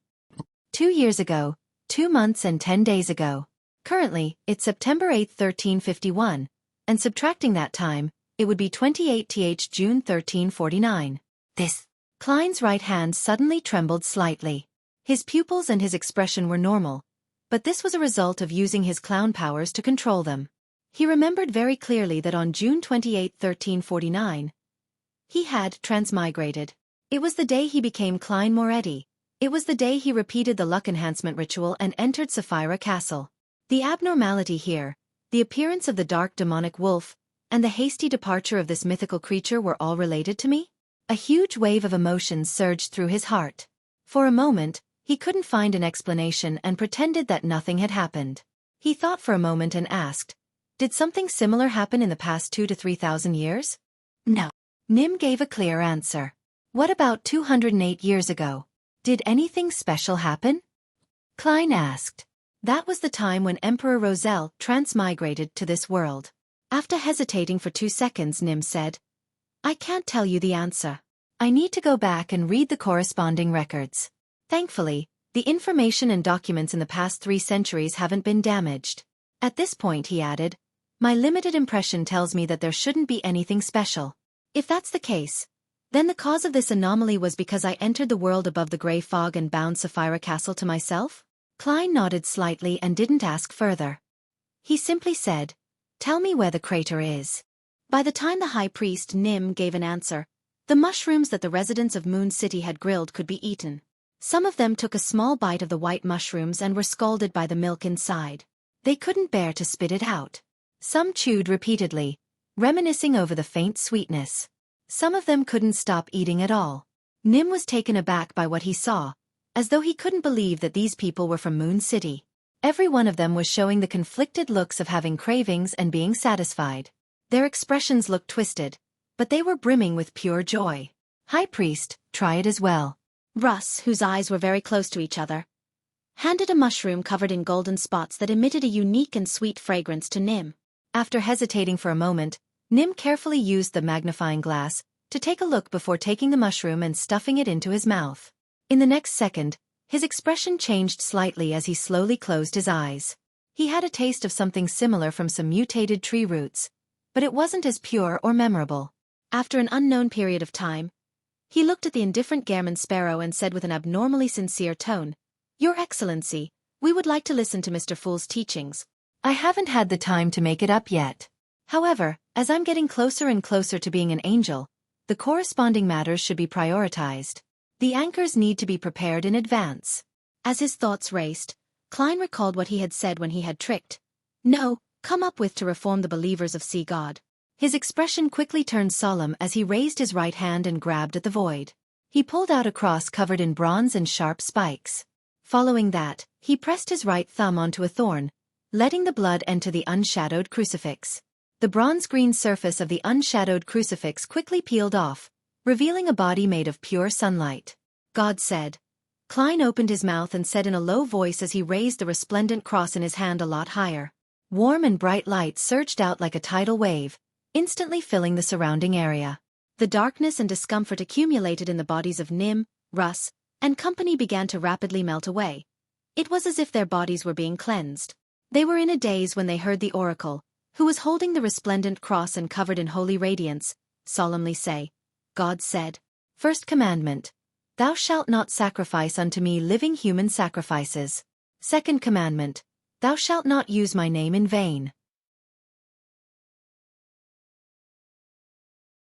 Chapter 12:19 Changing the Goal/B in the Fog Sea, which hadn't been engulfed by war, the future slowly began to sail towards the Berserk Sea amidst a convoy of ships. Admiral of Stars Katlia hadn't had much to do recently. All she had to do was wait for the Moses ascetic order to respond to her request. As she strolled the deck, she enjoyed the sunlight that shone through the thin mist. With a sweep of her gaze, she saw Frank Lee. This first mate of the future, the second most important person of the Star Pirates, was wearing light blue pants and a white shirt with the top 2 buttons unbuttoned, revealing thick brown chest hair.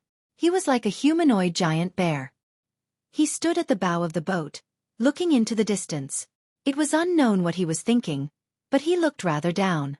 Katlia involuntarily slowed down a little as she turned to enter the cabin. Captain! Frank noticed her and looked over with anticipation, as though he was waiting for this Admiral of Stars to answer his questions. Katlia's figure paused as she adjusted the heavy glasses on her nose and asked in a seemingly casual manner, What are you stumped with? Frank thought about how to phrase his question and replied in a serious manner. I'm re-evaluating the inventions and creations I've created over the years. What are your thoughts? Katlia asked cooperatively. Frank nodded and said in distress, There are too many matters I need to reflect on. The most important thing is that the things I've created are still missing the most important thing. Katlia was puzzled, but she didn't wish to ask further. In the end, she still held on to the thought of taking responsibility for all the crew members on the future. She deliberated and said, What is it? Frank's expression instantly turned solemn. They all lack souls.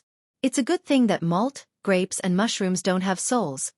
Katlia subconsciously advised before saying, "This isn't something you can dabble in right now. You're only a sequence 5 druid." Frank's eyes lit up when he heard that as he blurted out, "I've got it." Katlia frowned indiscernibly. "What did you get?" Frank was no longer depressed. "I understand the problem. That is, the creations I want have exceeded the limits of a druid's abilities. Therefore, Captain, I'm not going to be a druid anymore. I want to become a classical alchemist." This was sequence 4 of the planter pathway, the starting point of a demigod. Katlia's expression froze for a few seconds before she took on the posture of a captain and a demigod. She nodded gently and said, "Having a goal is a good thing, but you have to understand how difficult it is." Underlying those words, she wanted him to not hold any hopes and not to take this goal seriously. Frank Lee nodded heavily after receiving her encouragement. "I will do my best." To prevent Frank Lee from acting rashly, Katlia decided to take the progress of the matter into her own hands. "I will help you too." When the time came, even if she had any progress, she could inform Frank Lee that she had tried to no avail. Frank was very happy as he thanked his captain from the bottom of his heart before continuing, "I'll also write to Gehrman Sparrow and ask him for help. He's my good friend." What Frank didn't know was that the letters he had written for the past half a year had gone through a rather convoluted process. The letter went to the messenger before being delivered to Furs. Furs would then transfer it to Gehrman Sparrow or request Mr. Fool's help at the tarot gathering. Katlia nudged her thick glasses again and, without another word, turned and entered the cabin. She returned to the captain's cabin. Before she could think about what had just happened, she saw a letter on the desk with the brass sextant. Katlia was delighted. Ignoring the use of her Beyonder powers, she quickly walked over, picked up the letter, and opened it. It was from Bernadette. After exchanging a few simple pleasantries, she wrote, "If you are free any time, you can come to La Cha incognito." La Cha was a rather hidden island in the Fog Sea. It hid Queen Mystic's palace, also known as Emerald City.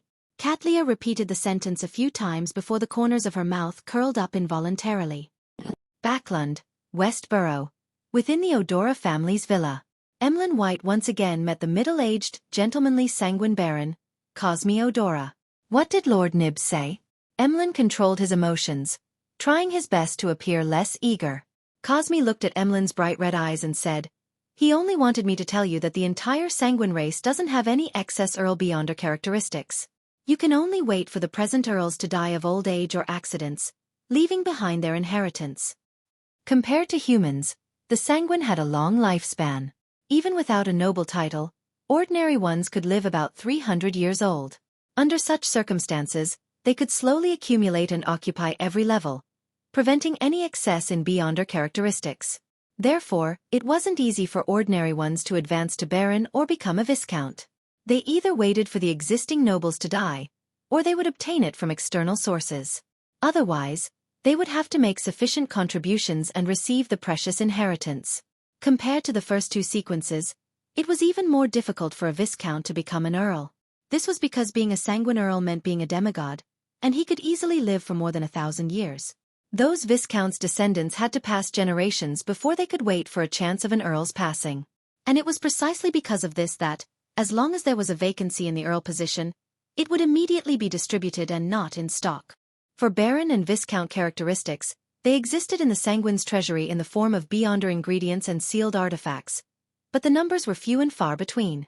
Every bestowment had to be strictly administered.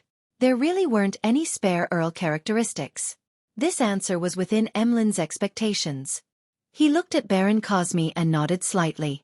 In other words, as long as any count passes away, it will be my turn? No. Cosme shook his head. Although you have contributed plenty, you haven't reached first place on the waiting list yet. What's my ranking? Emlyn first frowned before relaxing his brows to prevent his eagerness from showing. Cosme coughed and cleared his throat.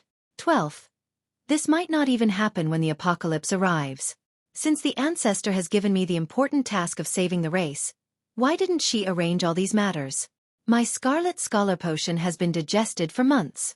Could it be that another test? Emlyn thought to himself silently for a few seconds before asking thoughtfully, "If I obtain an Earl's characteristic from external sources, will the race help me prepare the ritual?" Cosme exhaled and said, "Of course." Emlyn didn't stay any longer. He left Odora's villa and took a carriage back to his residence. Ever since Potter declared war on Loan, he had never been to the Harvest Church. He had only heard from the star that the door had been smashed and many things had been stolen. It had become a place for the homeless. As for Father Utravsky, he spent half a month in a cell behind Cheney's gate. The rest of the month was spent in a room on the upper level of St. Samuel Cathedral, with the Archbishop of Backlund next door. This arrangement was repeated over and over again. This was because they were worried that if Father Utravsky were to stay behind Cheney's gate for an extended period of time, he would suffer irreversible damage. Under such a tense situation, the Church of Evernight wished to leave some buffer time so that they could use this opportunity to express their goodwill and begin negotiations. Although Emlyn wasn't a believer in Evernight, and he even somewhat detested the cathedral, he went to St. Samuel Cathedral twice a month to visit Father Utravsky. Where can I obtain an earl's characteristic? Emlyn, who felt that he had fallen behind and might not be able to bear the responsibility of saving his race, looked at the bleak streets while seriously considering every possibility. He quickly had some ideas. Mam Hermit had mentioned before that the Aurora Order's Saint Tenebris, had grazed a shaman king. This corresponded to the Earl characteristic. If I could hunt this demigod of the shepherd pathway like the Saint of Secrets, the problem would be resolved. However, after the previous lesson, Saint Tenebris probably wouldn't fall into a trap so easily. There's also a possibility of directly attracting a king of angels. This was something everyone had discussed in the Tarot Club. The conclusion was that they had been attacking the Aurora Order for the past year, so it was best not to provoke them further. Apart from Saint Tenebris having a Sequence 4 Shaman King characteristic, Emlyn White could only think of one other option: the Rose School of Thought. Be it the Life School of Thought's artificial vampires or the primordial moon worshippers that originally existed in the southern continent, they were now part of the Rose School of Thought. Of course, there were definitely some people who sought freedom. They hadn't joined any organizations yet, but either they were not at high sequences, or they didn't have enough information to leak out. Upon thinking of the Rose School of Thought, Emlyn instantly recalled a person. Marek. Marek represented the Temperance faction of the Rose School of Thought. It was a faction that resisted the Mother Tree of Desire. They also appear like they want to obtain something from the Rose School of Thought. Perhaps I can cooperate with them. Emlyn nodded slightly. A number of residents in Moon City anxiously gathered at the entrance, casting their sights east from time to time. They were the relatives of the people who had previously been led by the High Priest. They were also the representatives of most people in Moon City. Finally, as the flames flickered, High Priest Nim brought Russ and company closer to Moon City. A man went forward and looked at his sister. He noticed that there were still traces of tears on her face. This Moon City resident, who wasn't deformed, could sense her brother's gaze. She couldn't help but open her mouth, tears streaming down her face. God is here to save us, she started to cry. It was such a sad and free cry as she let out her emotions.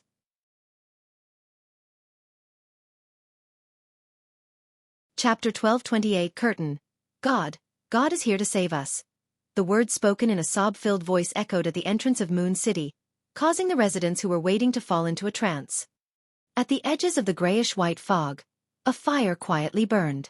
After eating another batch of mushrooms, Klein dispelled the iron-black skewer in his hand and looked up at the crater described by Moon City's High Priest, Nim.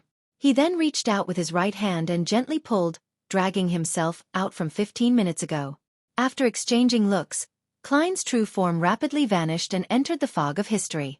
He ran all the way to a time before the first epoch, and he sat in the old stacked cities.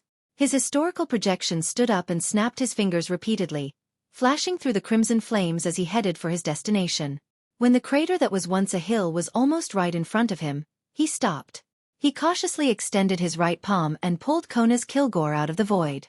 The burly Earl of the Fallen's facial muscles twitched as he quickly transformed into another Gehrman sparrow. He took out a lantern from the fog of history with one hand and rubbed his temples with the other as he muttered softly. Why does a marionette have to change its appearance?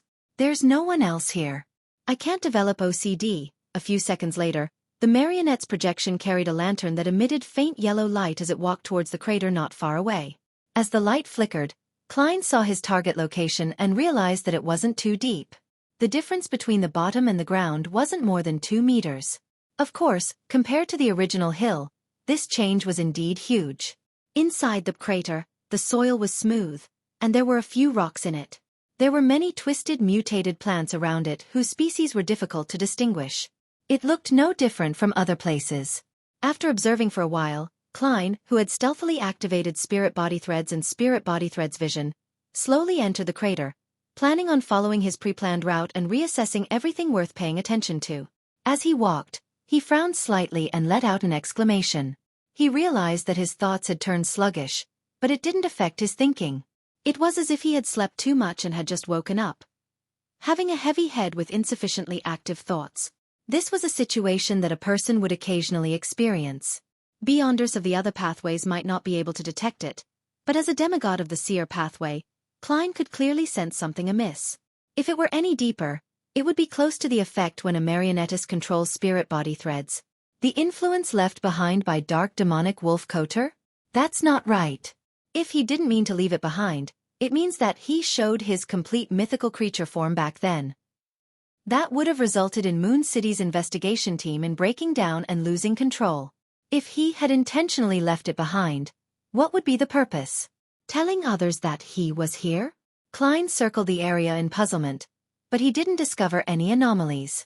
After some thought, he let his main body that was hiding in the historical void in a time before the first epoch take 4 steps counterclockwise as he recited the incantation and went above the gray fog. He wanted to do a divination. With the exact time and location, Nim's description, and a real-world survey of the area, as well as lighting up some of the historical fragments, he believed that the prerequisite for making a divination had basically been met. This didn't mean it was enough, but that he could barely give it a try. Besides, if the hill turning into a crater incident had something to do with Sapphira Castle and him, then the chances of a successful divination would greatly increase. The revelation would be very clear and not be interfered with. Without any further thought, he sat on the fool's high-back chair. He conjured a dark red fountain pen and yellow parchment and wrote, June 28th of June 1349 of the 5th epoch. The anomaly that happened here.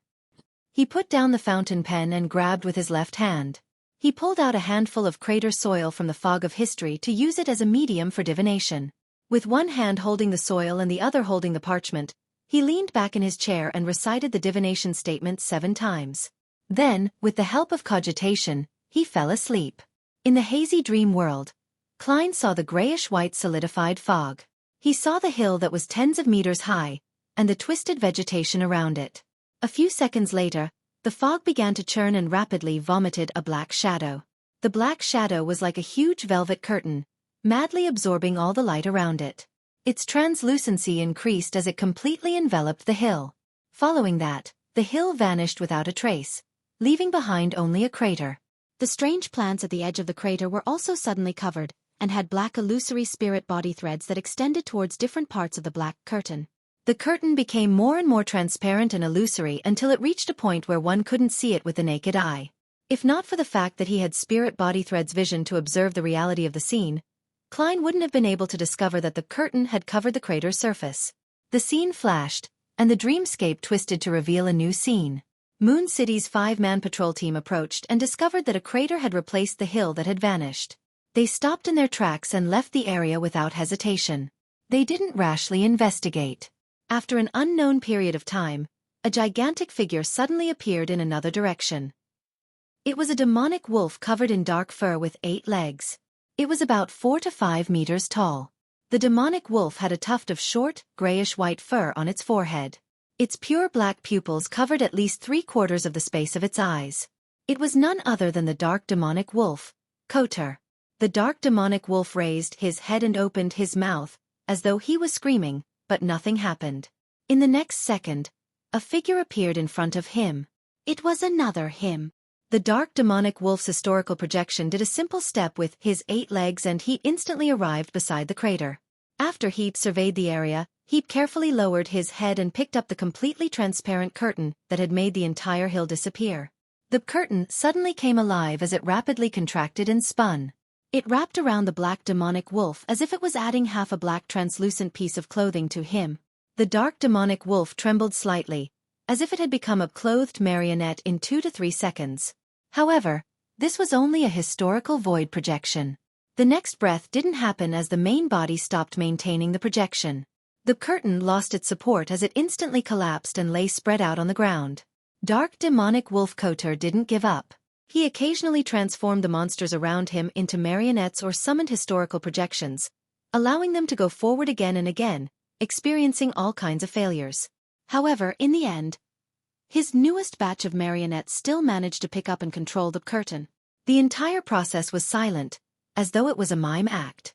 Following that, the gigantic demonic wolf made the marionettes bring the curtain to him.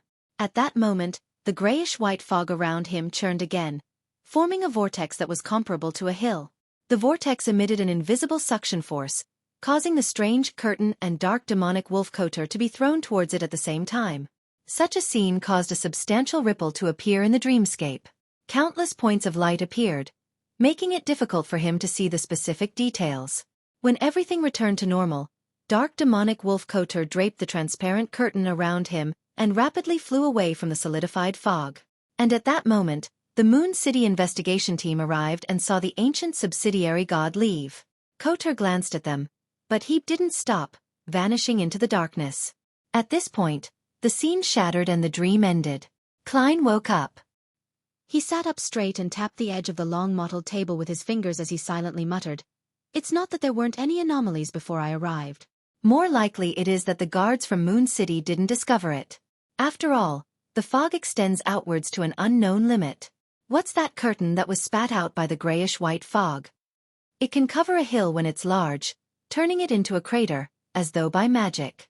When it's small, it can be used as clothes by the demonic wolf, turning him into a marionette. It's a little like a high-sequence item of the seer pathway. It was spat out because I entered the world above the gray fog and completed the binding with Sapphira Castle. It seems to be able to turn the surrounding vegetation into its marionettes. This gives me a familiar feeling. Yes, there was something wrong with the food laid out in the rooms of the foggy town back then. Spirit body threads were growing out of them, reaching out towards the core of the cathedral. Once they've been eaten, one will instantly evaporate and vanish.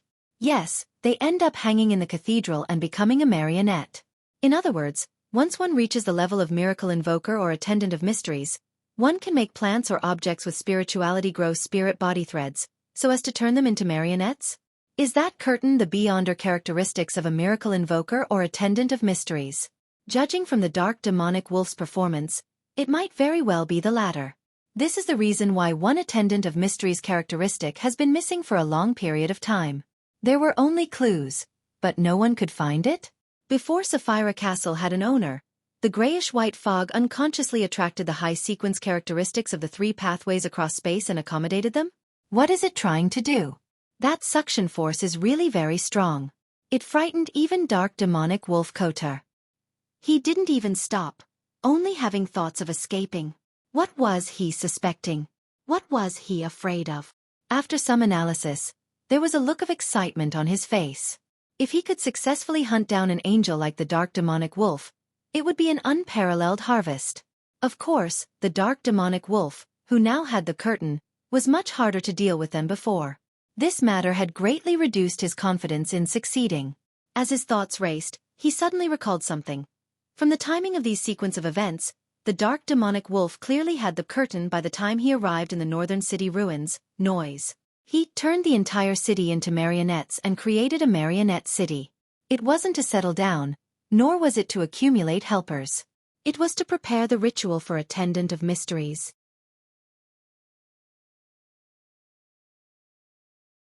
Chapter 1221 Leaving a message. If the dark demonic wolf really is preparing the attendant of mysteries ritual, then his whereabouts won't lack traces. Klein nodded slowly. He already had some vague ideas on his mind, but he was still unable to truly sort them out. He instinctively wanted to divine the location of the curtain by using the soil that had been tainted by the curtain, so as to lock onto the location of the dark demonic wolf. However, considering how the latter was an angel, such a method would most likely alarm him, alerting him and causing him to take precautionary measures. Therefore, Klein rationally gave up on this idea and returned to the real world. He thought hard about formulating a plan. The next day, when there was a high frequency of lightning, another batch of Moon City residents came to Gehrman Sparrow's bonfire under the leadership of a priest named Duke. They listened to his teachings, enjoyed the mushrooms, and waited to be cleansed. After the residents of Moon City experienced the cleansing, with tears streaming down their faces, Klein looked around and casually asked, The sun god told you to guard this land and to take note of anyone walking out of the fog? Duke, who had been cured of his bloated ailment, knew that the high priest had mentioned this matter to the oracle before him. He answered rather calmly, yes. Klein nodded slightly and continued on the topic. If you really discover someone walking out of the fog, what will you need to do? Duke said without hesitation, recite the honorific name of the great sun god immediately and report this matter to him. As he spoke, his tone became very depressed. In the end, he was unable to formulate his words. This was because the sun god, the creator, hadn't given any response for more than 2,000 years. Even though Moon City had held the most complete rituals and repeatedly chanted the honorific name, there had been no response. Anything else? Klein pressed as he sharply noticed something. This was a revelation from his spiritual intuition, and also a result of a certain degree of deduction. It was obvious that the ancient sun god and the City of Silver creator would have considered this problem. One possibility was that the person who walked out of the grayish-white fog was extremely careful. He was very cautious and didn't enjoy being watched or monitored. After discovering the patrol team in Moon City, he would be inclined to use his Beyonder powers to affect their minds, making them forget that they had seen him or reciting the honorific name. In this situation, the ancient sun god should have made certain arrangements. Of course, this wasn't absolute. If Amon's father could accurately predict that the person walking out of the grayish-white fog was a rookie, then there was no need to say too much in the revelation. However, considering how the ancient sun god, the City of Silver's creator, had made an error in predicting where he would come out from the grayish-white fog, Klein was doubtful of the aforementioned possibility. Duke thought for a moment and hesitated before saying, "To welcome that person and tell him a single word." Klein's spirits were immediately lifted as he asked without batting an eyelid. "What word?" Duke's lips quivered as though he was mimicking the pronunciation. Then he said in a strange tone, "Chernobyl." Klein's mind froze for a second before he let out a silent sigh. The Lone Kingdom, East Chester County, in a forest. The nearby villagers gathered here and plucked strange mushrooms that were covered in roots, deadwood, and shrubs. According to the kingdom's laws, everything that grew in this forest belonged to its owner, Miss Audrey Hall. However, with the war escalating, the demand of food, and the high taxes, these factors made it so that the farmers could no longer care about breaking the law. It was something that needed to be considered only if they survived. Furthermore, with more people participating, they naturally became emboldened. They formed small teams and very efficiently plucked the mushrooms that were covered in golden stars or marbling streaks. They were divided into two parts, and a small portion was reserved for consumption. Most of them were prepared to be sold to grain merchants waiting outside the forest to exchange for gold pounds, for salt, fabric and other essential items. These farmers didn't go overboard. Other than the mushrooms, they only took a portion of the fruits on the trees. They left behind what was sufficient for the rangers of the forest to submit to their masters. In just 2 or 3 hours, the farmers sold large amounts of mushrooms and fruits. With the gold pounds in hand, they returned to their hamlets with beaming smiles. To them, everything that happened today was what they wanted to do, and they had also achieved their predetermined goals. The grain merchant who had a full beard was equally happy because this was an unexpected harvest. With the present situation, he could earn a lot of money. He led the workers with him to move large amounts of mushrooms and fruits to the processing point outside the city. After making the necessary arrangements, he placed them all into the warehouse. As a meticulous businessman, he checked the warehouse again after sending the workers away. After confirming that there were no mistakes, he closed the door and locked it. At this moment, he saw a thick wad of cash on the ground. They were all 10-pound notes. "When did I drop so much money?" The grain merchant bent down in joy and picked up the stack of notes. As he counted, he suddenly recalled the origins of the money. They were the profits from selling the mushroom powder, dried mushroom, and dried fruits. How generous! The bearded businessman sighed in satisfaction and turned to leave the warehouse. Inside the warehouse, Audrey, who was wearing a light blue dress, removed her psychological invisibility and took out a black pocket. This was the traveler's bag that she had rented from Zio. Following that, the blonde, simple-looking Audrey easily threw bags of food into the black pocket. After doing all of this, she took out a hard-covered bronze notebook and flipped to a page with teleportation. This was from Furs, Lamino's Travels. And what had conspired here was secretly manipulated by Audrey. She first gave the fast-growing mushrooms provided by Ma'am Hermit to the animals in the woods. With their help, she planted them at suitable spots. Following that, she influenced the farmers in the surrounding hamlets, strengthening their inner desires, and making them overcome their fear of the law. And that grain merchant happened to pass by and discovered this. This sort of manipulation of a person's heart was intoxicating, like a master of all beings. However, Audrey didn't smile at all. Instead, she sighed softly. It's still not enough. I'm still lacking plenty. The mushroom she had obtained wasn't the type that Little Sun said could absorb the flesh and blood of monsters to flourish. They needed sufficient nutrients to rapidly grow. Therefore, there was no way to plant a second batch of mushrooms in this forest in a short time. Otherwise, it was very likely to become a desert.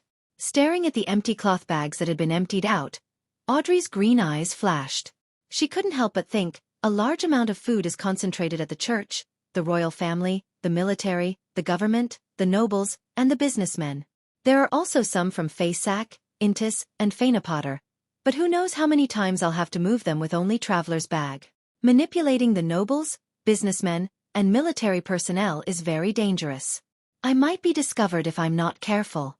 If the situation hadn't deteriorated to such a state, I might have never known that some people would have such a side to them. When the environment and circumstances are different, the masks that everyone wears are different. I have to take note of this in the future. As her thoughts raced, Audrey, who lacked experience in handling such matters, decided to seek Mr. World's advice to see if he had any suggestions. As the World Gehrman Sparrow had been walking alone in the uninhabited forsaken land of the gods, he was surrounded by darkness and despair. Audrey suggested that he should seek her out regularly for psychological counseling. This might not necessarily imply any treatment. A casual chat could effectively relieve the pressure, loneliness, and misery. Gehrman Sparrow followed his doctor's advice, and from their chats, Audrey knew that, apart from asking her for medical advice, this powerful adventurer would also gossip with Mr. Star above the grey fog from time to time, maintaining a rather good state of mind. With this decision, Audrey immediately activated her traveling ability and returned to Backlund. But on second thought, she felt a little depressed. This was because she knew that, even if she gathered a large amount of food, she could only quell the residents of Backlund for some time. If the war didn't end, the situation would still worsen. War. Audrey closed her eyes. She had no idea how she could stop it. She had heard from Mam Hermit that the nature of this war was very likely to be a battle of gods. And the prelude to a battle of gods had always been very consistent. It was to spend a certain amount of time and strength to shake the anchors of their opponents. After some thought, Audrey pursed her lips and decided to start with what she could do. As the notebook emitted a misty glow, her figure quickly turned transparent and disappeared. Beside the quietly burning bonfire, Klein, who had just sent away the guests from Moon City, couldn't help but recall the words Blasphemer Amon had said before. He said that there were many clues and things in the past that he wanted to explore that were buried deep within Chernobyl. The ancient sun god had also specially emphasized Chernobyl. Amidst his thoughts, he suddenly had the urge to explore Chernobyl. This wasn't considered rash. It was something he had always wanted to do. However, he didn't dare to do so because of Amon. I've been heading east for more than half a year. Who would have thought that I would suddenly arrive at Chernobyl? Amon has obtained the last worm of time beyonder characteristic and is preparing the ritual.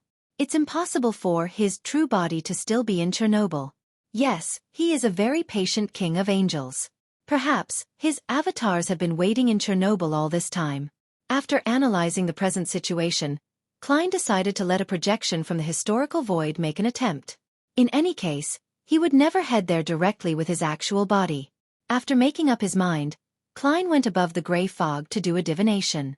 Then he returned to the real world and reached out his hand to grab into the void, dragging his past self from 5 minutes ago. As his main body disappeared, his projection gained consciousness. Following that, he grabbed a few times and took out the black staff embedded with many gems. The Staff of the Stars. He wanted to use the power of the Staff of the Stars to directly teleport to Chernobyl.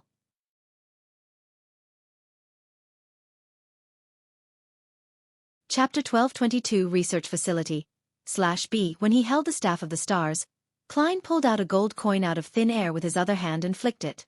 As the gold coin tumbled, a revelation from his divination appeared in his mind. It was an extremely deep ravine. At the bottom of it was a thick and vast building that was covered in layers of grayish-white. Every detail was restored to the Chernobyl that Klein had seen at the beginning. However, it didn't originate from the spirit world, but from his own subconscious. Using the technique of dream divination, he reproduced the images he had seen in his mind. And the moment this scene was completed, the gems embedded in the staff of the stars emitted a faint glow. It instantly vanished along with Klein's historical void projection and appeared above the grayish-white building. In just a second, Klein returned from the easternmost front of the forsaken land of the gods to Chernobyl. This was one of the main powers of the Staff of the Stars.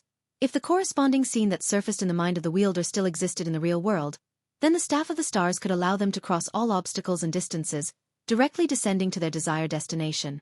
Of course, the prerequisite was that the outlined scene had to be absolutely correct and not visually be any different from the original.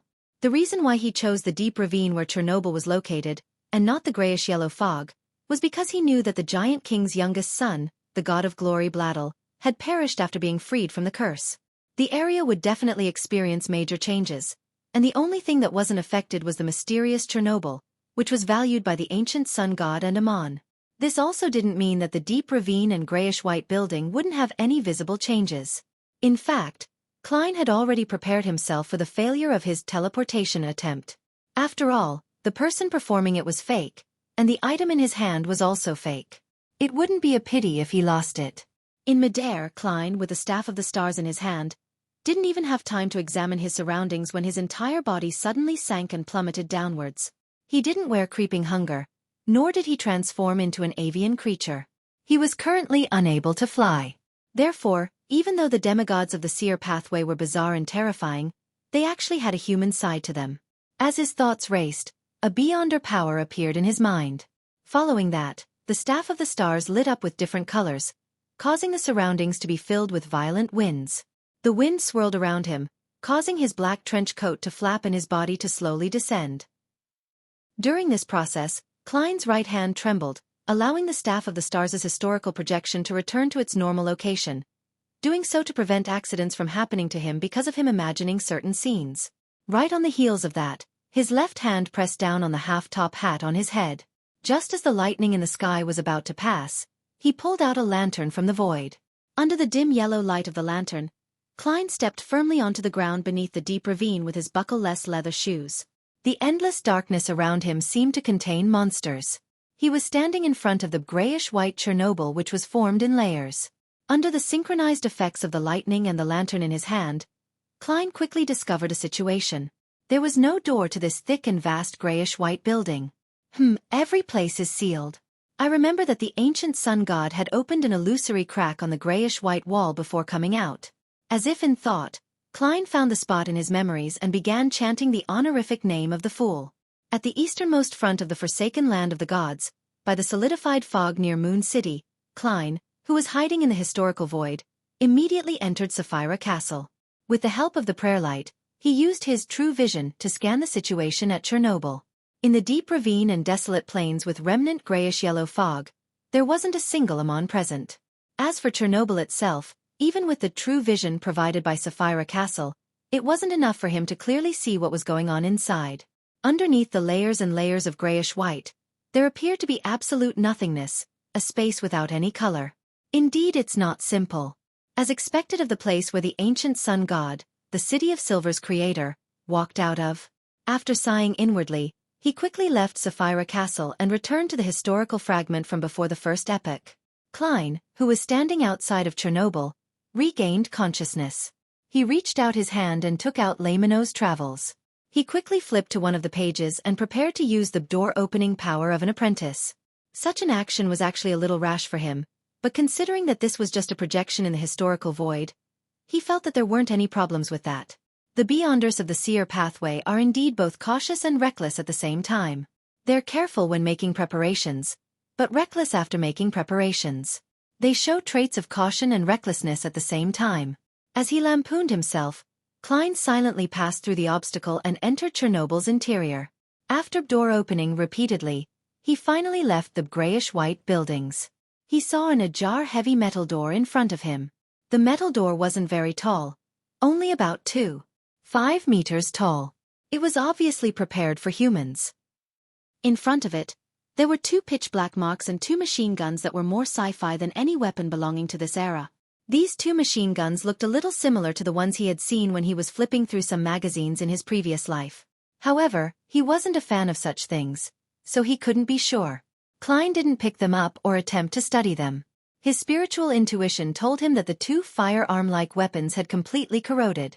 Any contact with them would instantly cause them to disintegrate. After taking a few looks, he dispelled Lamino's travels. With the lantern in hand, he passed through two pitch-black marks and arrived behind the metal door.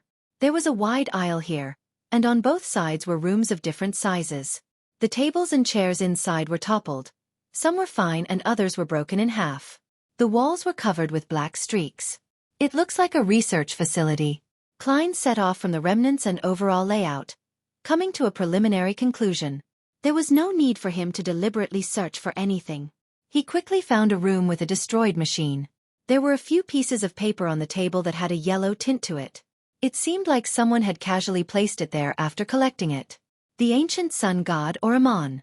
After hesitating for 2 seconds, he finally stepped into the room. The dim yellow light dispersed the darkness inside as he picked up the few pieces of paper and quickly scanned them. 10 seconds later, Klein put down the piece of paper and the corner of his mouth twitched. He didn't recognize any of the words on those pages. In my previous life, I only barely passed English, let alone other languages. Klein suddenly felt the feelings of the other Beyonders in this world when they read Roselle's diary. He slowly exhaled as he extended his hand into the void and took out an item. This was a translating device that Zhou Mingrue had bought before going on a trip overseas which he had saved up for.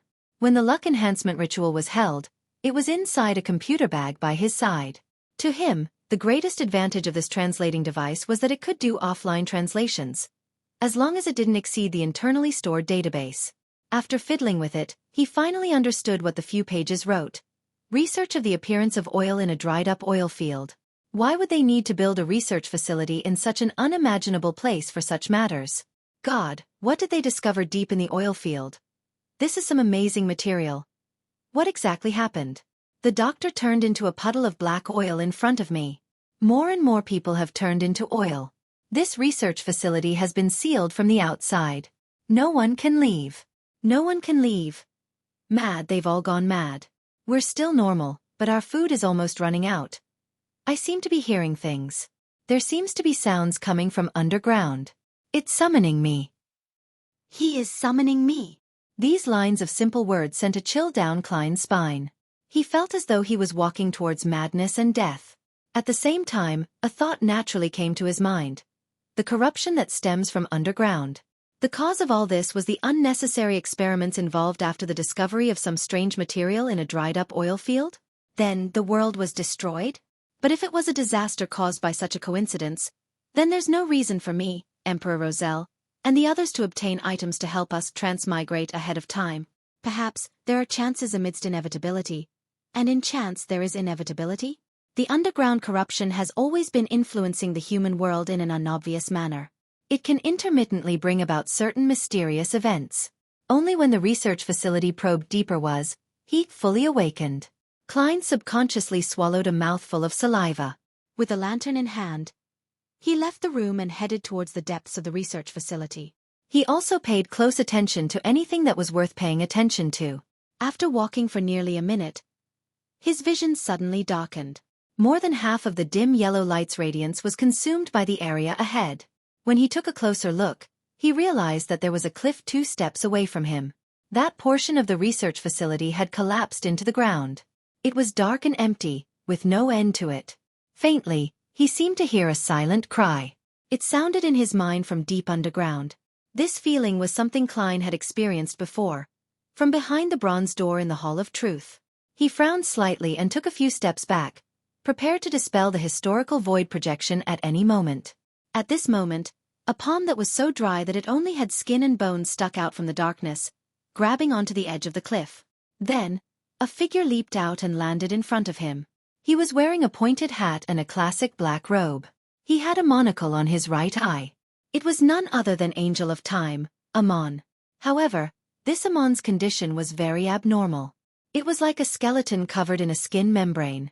Klein subconsciously took a few steps back and saw the flesh and blood of the man before him rapidly fill up. He adjusted his monocle, said with a smile. "Ah, a visitor. I wasn't expecting that. And you are?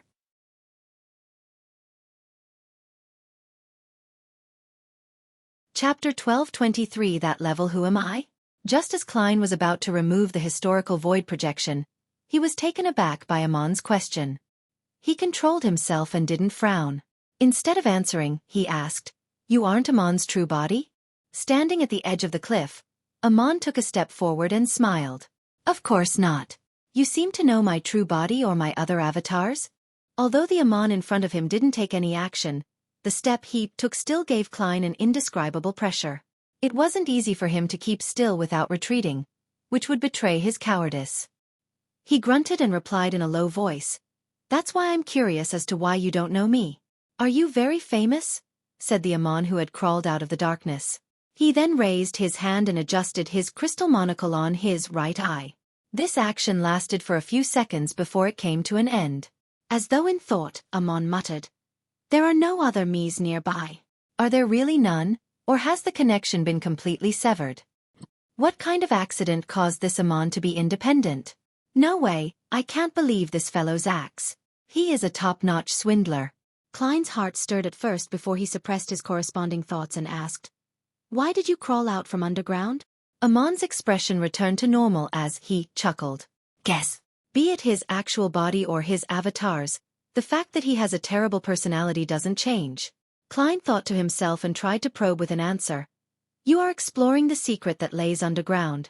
Amon nodded slightly and said, "Isn't that obvious?"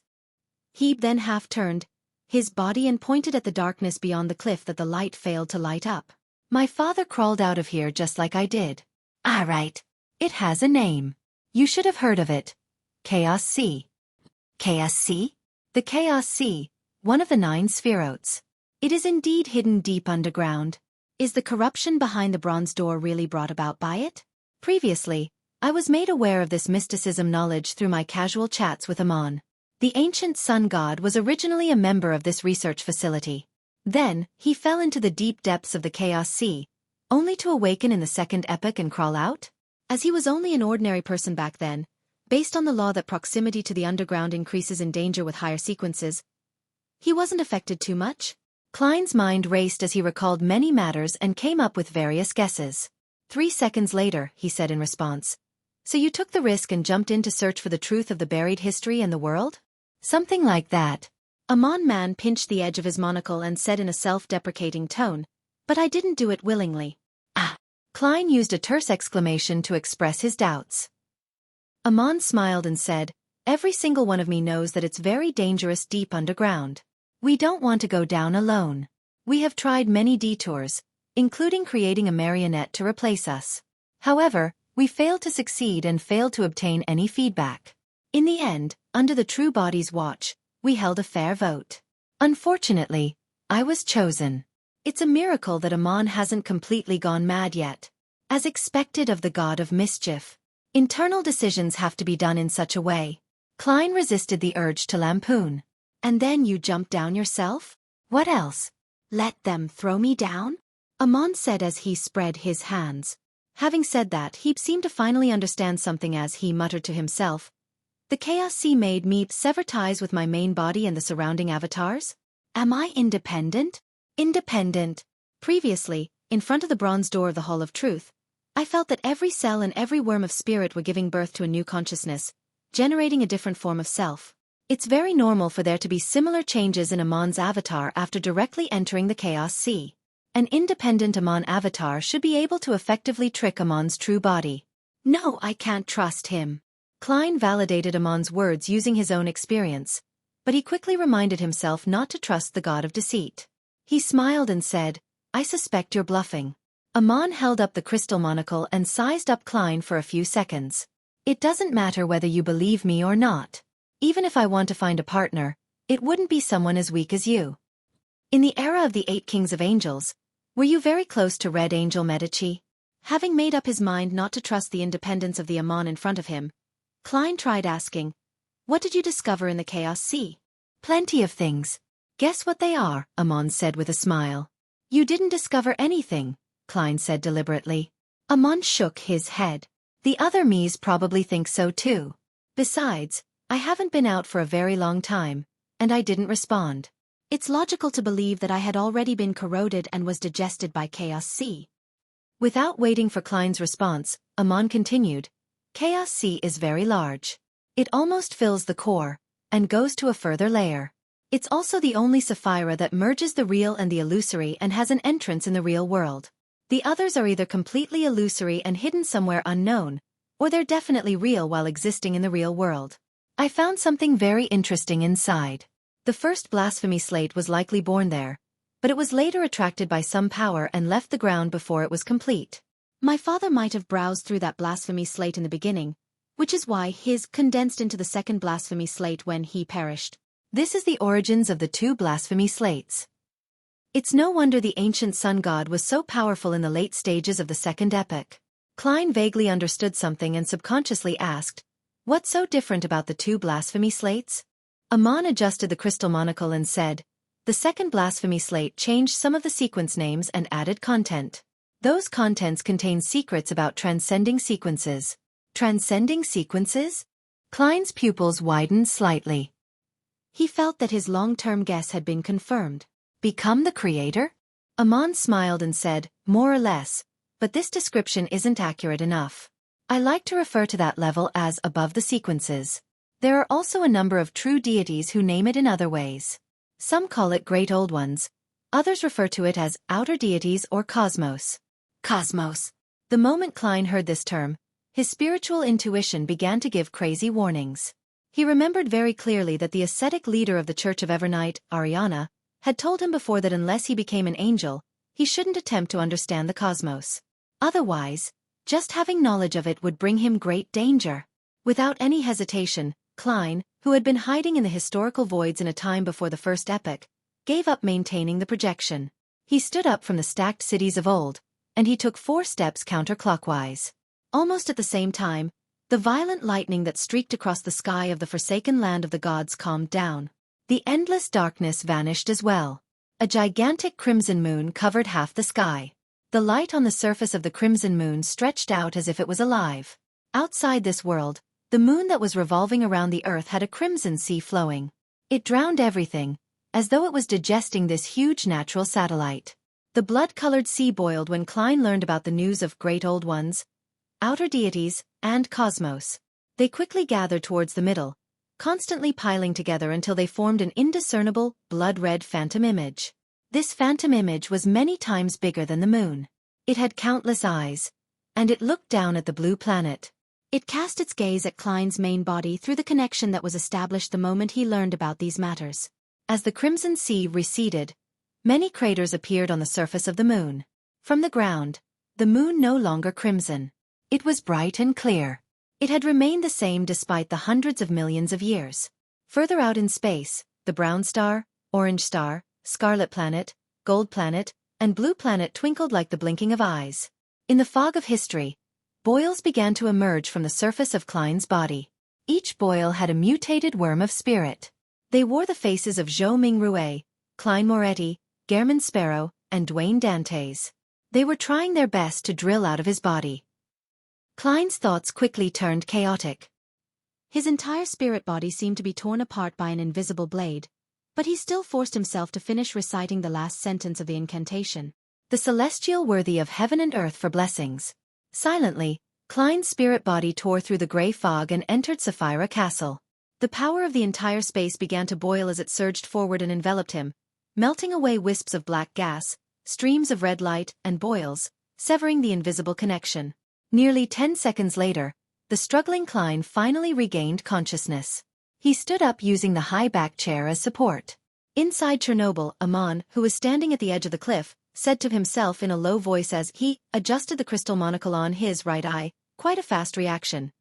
If Klein had been a second slower and was embroiled in that chaotic state, Amon could deceive the connection between the projection and the actual body before Klein could remove the maintenance of the historical projection. He could then appear inside the corresponding historical fragment. Above the gray fog, Klein sat down and rubbed his temples. That Amon was indeed lying. He should be the avatar that stayed behind to guard Chernobyl. When he discovered that I had come, he hid somewhere between the cliff and the Chaos Sea, pretending that heap had just crawled out. He was unable to deal with my main body by bypassing the historical projection. Furthermore, he might not have the strength of a Sequence 2 angel. Therefore, he pretended to be an independent avatar so as to carry out the deceit. On the surface, he attempted to make me believe that he was an independent avatar and could be cooperated with. He made me focus on this aspect, but in fact, he'd concealed the danger in his words. Even in a normal conversation with the god of deceit, one can still be scammed. However, in order to achieve his goals, he had also given a sufficient amount of secrets.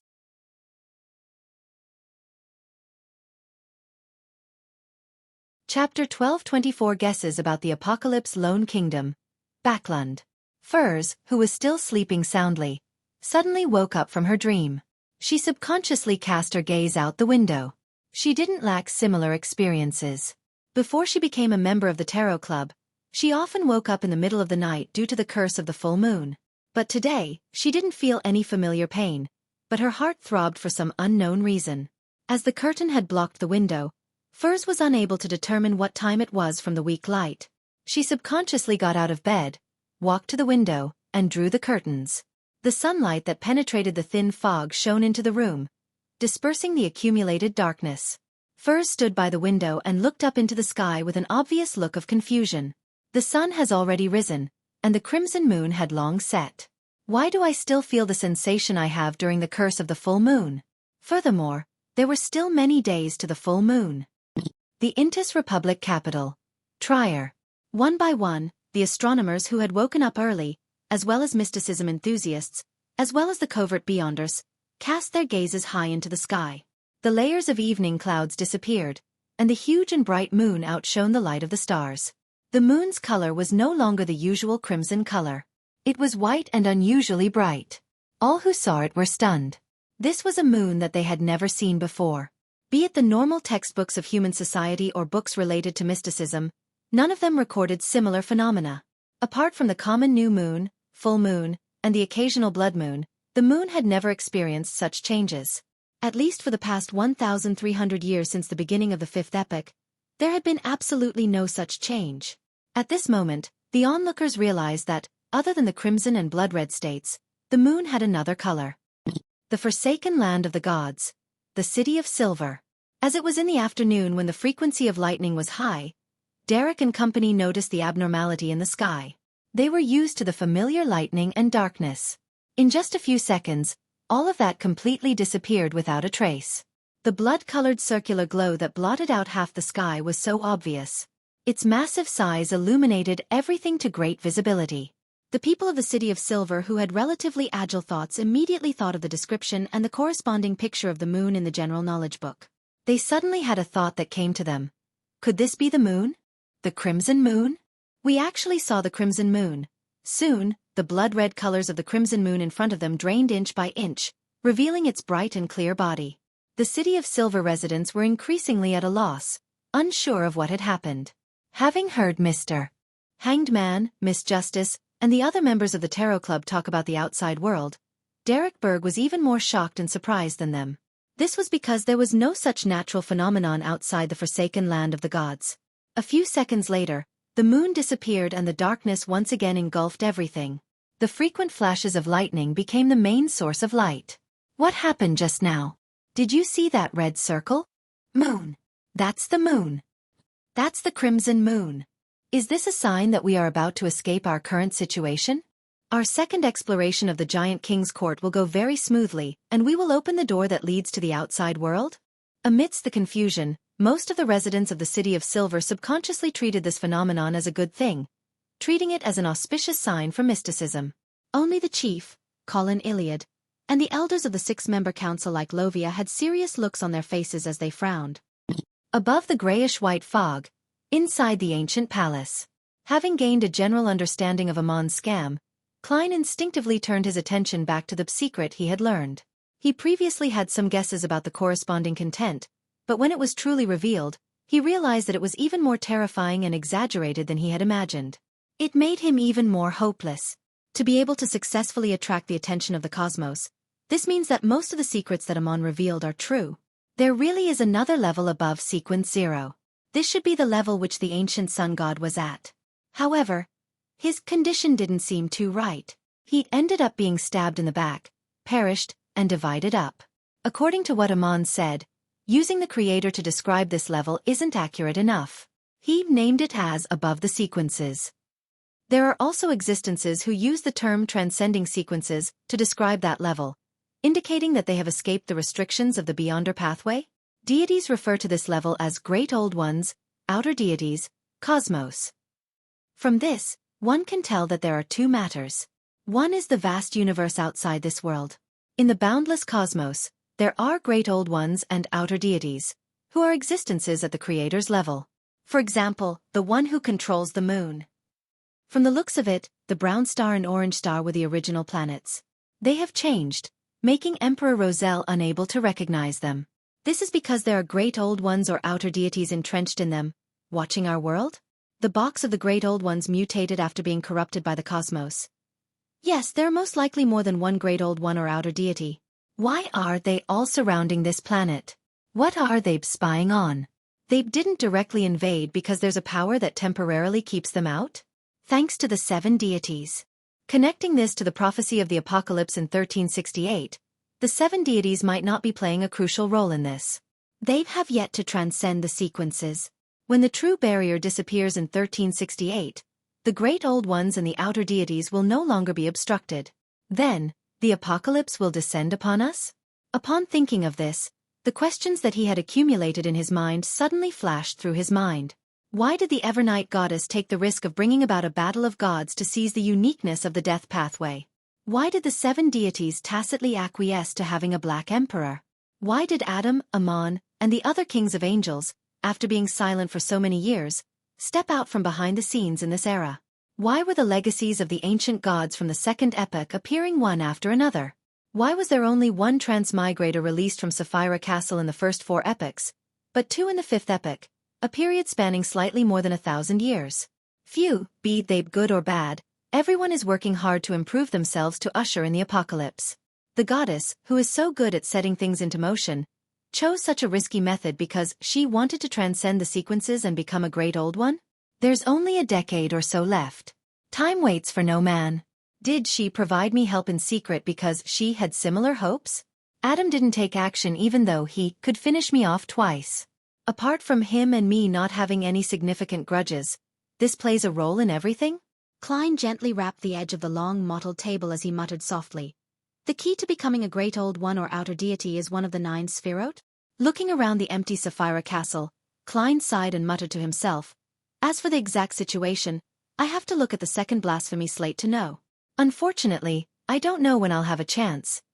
He then focused his attention on something else. I'm not sure if the ancient sun god had completely transcended the sequences. If a native Great Old One were to be born, humanity might still have a sliver of hope when the apocalypse happens. His death is even more complicated than I imagined. It's no wonder Emperor Roselle said that only a sequence 0 could preserve themselves and protect the people they value. I wonder if those Great Old Ones or Outer Deities have infiltrated the earth with their powers. Yes, according to how the 7 orthodox deities and the other evil gods like the true creator view the primordial moon and the mother tree of desire with animosity, the latter might be Great Old Ones or Outer Deities. It's no wonder the mother tree of desire could directly mislead my divination above the gray fog. She is the most dangerous existence in my books. I understand what those Great Old Ones and Outer Deities are gathered around this world for. They likely want to obtain the 9 Sphirot. Destroying the world is just something done in passing. As he thought of this, Klein suddenly recalled the phrase the mother tree of desire had said through Cynthia. Admiral, I want to have a child with you. He couldn't help but shudder as he seriously considered his safety after returning to the real world. He already had a certain level of understanding of the cosmos. As long as he subconsciously thought of something related, he would directly establish a connection with the Great Old Ones and the Outer Deities, and be corrupted. If not for the fact that Sapphira Castle had cut off all contact from before, I wouldn't dare return to reality. After some thought, Klein decided to invite his psychiatrist, Miss Justice, to help hypnotize him and seal the corresponding information deep within his subconscious. Only when he saw a preset reminder would he recall it. He originally wanted to directly summon the projection of Justice from the historical void to do this, but considering that this was an intricate task, it was very likely a mistake or oversight might happen if the person didn't have a deep understanding of the mind. and once there was a slip-up, the great old ones and outer deities would cast their eyes on him. Phew. I need to remember to get Miss Justice to hypnotize herself to forget this matter. After some deliberation, Klein turned the corresponding request into a stream of light and threw it into the crimson star representing justice. Not long after, just after breakfast, Audrey, who had yet to leave home, arrived above the gray fog. The long bronze table had vanished. There was a desk and 2 chairs placed in the ancient palace. Mr. World, what is the matter that you wish to forget this time? Audrey looked at Gehrman Sparrow, who was sitting opposite her, and raised the most important question. Klein rubbed his temples and used a deep voice to describe the secrets of the cosmos, great old ones, and outer deities. Upon hearing this, Audrey's eyes widened bit by bit as if she had been possessed by an evil god. After he was done, she fell silent for a few seconds before saying with the same deep and slightly confused voice, "This is the truth of the apocalypse? Even the 7 deities are unable to save us?" Without waiting for Klein's reply, Audrey laughed self-deprecatingly. "I thought what I've been doing recently was very meaningful. I thought the worst news I could think of was the defeat of Loan and the annihilation of the church. But compared to the secrets you told me, all of this is so insignificant."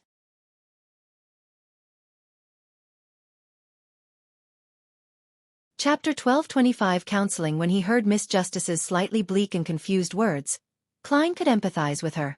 This was because he had previously had similar thoughts. After recalling snippets from self-help books, he deliberated and said, "A father's death is so insignificant to the entirety of Loan. 1 or more cases might happen every day, but to his child's family, it is something that can change their fate. Similarly, if we don't reach the level of an angel, everyone's outcome will be sealed, death, and be buried. But this doesn't mean that the time from when we were born to the time we die is meaningless." Audrey nodded slightly when she heard that. She once again said in a self-deprecating tone, "I understand all of this. However, the secrets you mentioned had a huge impact on me, and I couldn't control my emotions. As a psychiatrist, I actually needed someone else to counsel me." Klein smiled and said, "Isn't this very normal? Many times, we can tell if someone else's condition is normal, but we can't clearly see our own problems.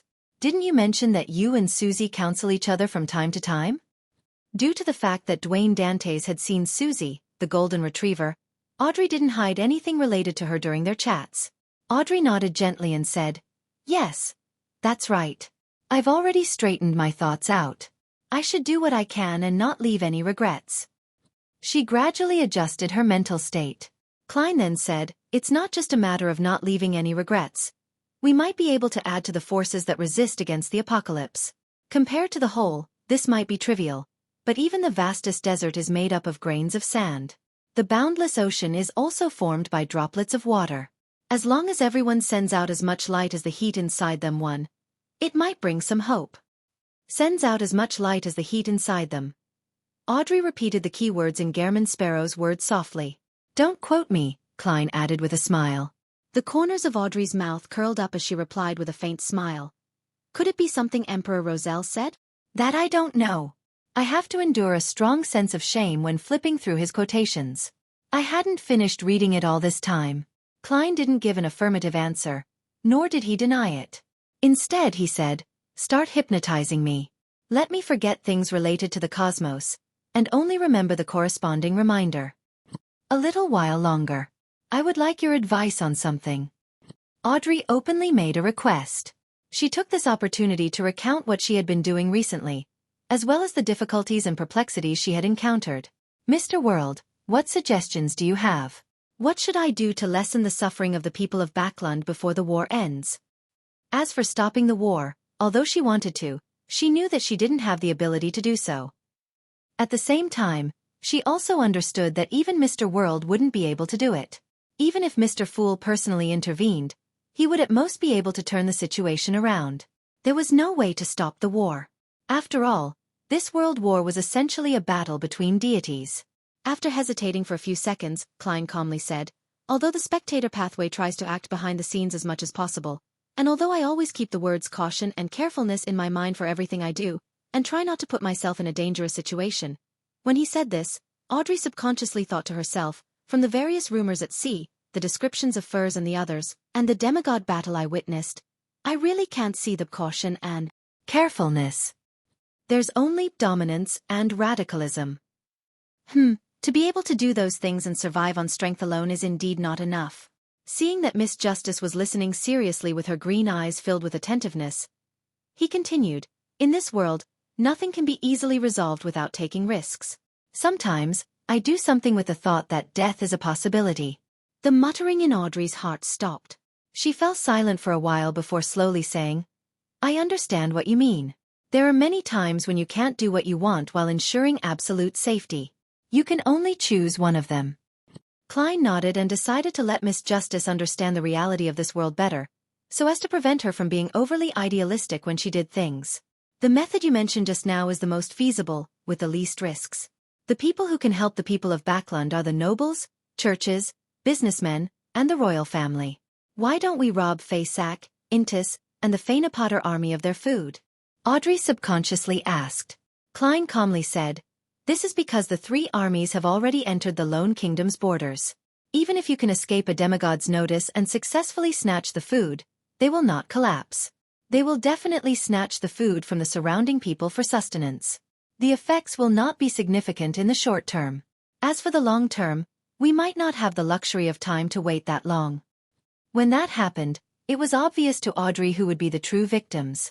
This was the difference between a war between deities and an ordinary war. Besides, I'm unable to do that. The capacity of Traveler's Bag is limited. It's the same for the teleportation recorded in Lamino's travels. Justice Audrey began to counsel herself as she asked thoughtfully, if I were to really obtain food from the nobles, businessmen, and royal family, what reaction would the church have when they discover traces of my interference? Klein maintained his previous tone and said, a tacit acquiesce. Audrey vaguely felt that this was the answer, but she couldn't figure out the reason.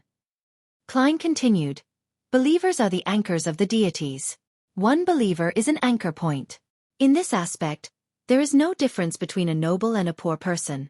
In essence, no one is nobler or lowlier. Under normal circumstances, nobles and merchants can use their status, power, wealth, and influence to help the church maintain its system and spread its faith. Therefore, they are more important. But in this situation, who is more important? Thousands of anchors, or millions of anchors? This is a simple problem in mathematics. Faced with the truth of the veil that had been ripped off, Audrey was momentarily speechless. Seeing this, Klein added, from this point of view, whatever you want to do on a wider level has its meaning. You will help the Evernight Goddess and the Lord of Storms stabilize their anchors. In the future, this might be critical to resisting the apocalypse. Audrey pursed her lips bit by bit, holding them pursed for a long time before relaxing them. She chuckled and said, only now do I realize that I'm actually a little proud of my status as a noble. Nobility is in your character, not status. Klein helped her finish her sentence. Audrey slowly exhaled and calmed her chaotic inner thoughts. She didn't make up her mind as a result. She casually said, our tarot club and the church. The relationship with the Church of Evernight seems pretty good. Mr. Fool and the Evernight Goddess are allies? This question stumps me. I do wish to become allies with the goddess, but she might not be interested. After lampooning a few times, Klein said in a serious tone, you can think of them as allies at the moment. He deliberately emphasized that it was only now, so as to prevent himself from being slapped in the face by reality in the future. At the same time, he muttered the real answer in his heart. Based on the current situation, the goddess was an angel investor of the Tarot Club, the major shareholder. Audrey nodded slowly and suddenly smiled. I was just thinking about what you could be mumbling inwardly when you answered, allies at the moment. It must be interesting, just like when we were exploring Liveseed. Lady, a psychiatrist isn't suited to joking with a patient on such matters. Is it because we've been chatting for too long in the past half year and have become much more familiar with each other that you've revealed your true nature? Please show some respect to this adventurer in front of you who is famous for being cold and crazy. Yes, I have to say, the spectator pathway's ability to adjust their own emotions is indeed impressive. It was all Leonard's fault that time.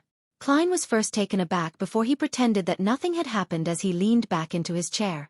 Let's begin. Audrey immediately reined in her emotions and began to seriously and carefully attempt to hypnotize him. After everything was over, Klein confirmed that Miss Justice wasn't under the notice of the Great Old Ones through the Crimson Star after she returned to the real world. Of course, he had already forgotten anything regarding the Great Old Ones or outer deities. He was just able to confirm that nothing abnormal had happened from Miss Justice's condition. Phew! Klein heaved a sigh of relief. He threw the piece of paper that could awaken his memories into the junk pile and told himself to wait until he became an angel. Backlund, Bridge area, in an apartment. Emlyn White looked at Marek, who had suddenly appeared in front of him. The former took off his hat and bowed in an extremely gentlemanly manner. "What's the matter?" Marek sat on the sofa and leaned forward, his hands clasped. Emlyn pulled a chair and sat down. He smiled and asked, "Do you still wish to deal with the important figures of the Rose School of Thought's indulgence faction? Do you have any leads?" Marek asked indifferently. Emlyn was definitely prepared before he paid the visit, so he said unhurriedly, "I do not have any clues regarding the person in charge of the Rose School of Thought in Backlund. However, after the war escalated, the southern continent's East and West Balam, Star Highlands, Paz Valley, and Hagenti Plains have been thrown into chaos. Many of the Rose School of Thought demigods have emerged and walked onto the stage. They are no longer so difficult to lock onto." Marek looked at the red-eyed and thin-lipped Emlyn and said, "Which Duke or Marquis of the Sanguine are you representing? Am I not allowed to represent myself?" Emlyn raised his chin slightly and asked with a smile. Marek shook his head seriously and said, "You are only a Sequence 5. You aren't qualified enough." He had said it so directly that Emlyn was momentarily at a loss for words. 1. Quote from a leading figure of modern Chinese literature, Lu Xun.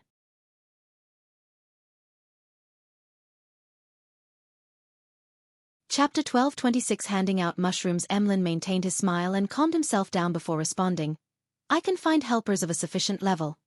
He didn't wish to borrow the forces of the Sanguine too much on this matter, because if that happened, he would undoubtedly end up as a liaison, a bystander, and a messenger. He would not have any say in the eventual distribution of the spoils of war. As for the Sanguine dukes and marquises, they had no lack of direct descendants who wished to advance to become a demigod and become an earl. At the very beginning, Emlyn believed in his identity as the Sanguine savior. He believed that the important figures would treat every single member fairly. However, as the Hanged Man analyzed the various high-level Sanguine orders from Marquis Nibs and the other high-level Sanguine, Emlyn gradually became wary of them. He frowned slightly and said, "Sherlock Moretti?" Emlyn was puzzled as he shifted in his seat. "Why do you think it's him?" If it was in the past, he would have directly said, "Why are you mentioning Sherlock Moretti? He has been away from Backlund for nearly 2 years." But now, he could acutely grasp that there was some hidden information in Marek's words. He subconsciously adjusted his question. In the eyes of this wraith, Sherlock Moretti isn't simple? Yes, indeed, he isn't simple. As he spoke, Emlyn made a guess. Upon hearing Emlyn's question, Marek's expression immediately turned odd, as though it was his first time meeting this Sanguine Viscount. He quickly restrained the abnormality on the surface and said without emotion, "We need to consider it. I hope you can come up with a more convincing plan the next time we meet." "No problem." Emlyn secretly heaved a sigh of relief. He immediately stood up and bowed gentlemanly. After deciding on the means of communication, he put on his silk hat and walked out of the room.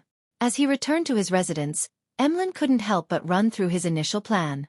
As long as I complete a cooperative agreement with the demigod of the Rose School of Thought's Temperance faction, I can use it to apply for a Grade 1 sealed artifact from the marquises and dukes of the race. Using the reason that it's under the cooperating partners' behest that they object to having demigods of the race be involved, I can stop them from directly interfering. Yes, in order to make an agreement, I have to show enough strength to convince Marek and the others.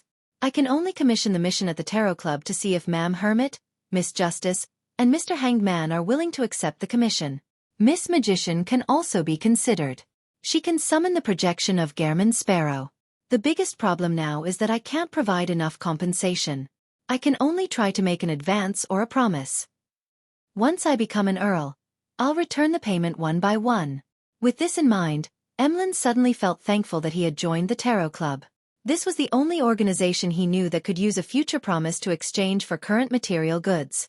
And within the Sanguine, or in the Orthodox churches, one had to accumulate enough contributions until one reached the end of the line where the characteristics and advancement ritual was awarded. Sometimes, a Beyonder might not be able to accumulate enough contributions in their entire lives. This is like a credit loan underwritten by Mr. Fool. It can be used to issue missions, and when the advancement succeeds, it can be paid in installments. Emlyn habitually leaned towards the things he was familiar with. Although he had never borrowed money from the bank, some of the sanguine had rich experience in such areas and would often talk within their own circles. Most of them had a fixed, expensive hobby. The precious items might not be liquidated easily at times, so they had no choice but to borrow money from close friends or the bank to ensure the necessary cash flow. Emlyn remembered that there was a sanguine who wasn't good at wealth management.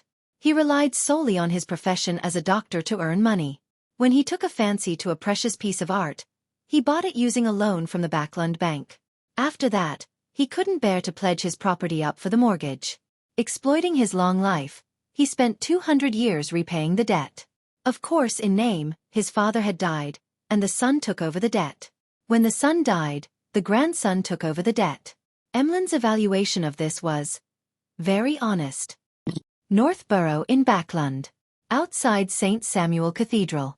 The citizens lined up in rows as they received the grilled bread, dried mushrooms, preserved fruits, and other food from the workers of the Lone Poverty Relief Foundation.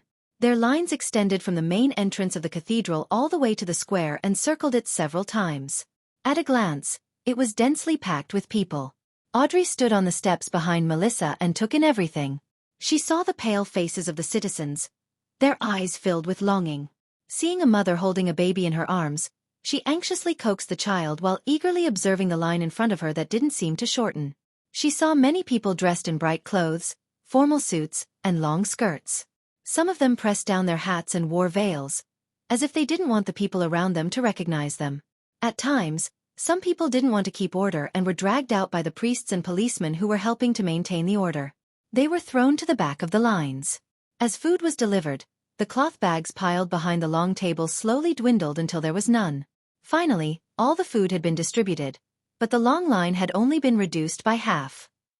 The citizens who were unable to receive the help couldn't resist revealing their disappointment, frustration, and reluctance. However, they didn't make a scene or argue. They moved their feet mechanically towards other handout points. They had experienced this many times in the past 1 or 2 months. They had long known that unnecessary emotions would only waste the energy they had little of. It would hamper their quick movements to other relief points or fair-price food outlets. At this moment, their expressions were numb, their eyes vacant as they left the square like a bunch of zombies. During this process, a woman carrying a child had her legs give way as she fell to the ground.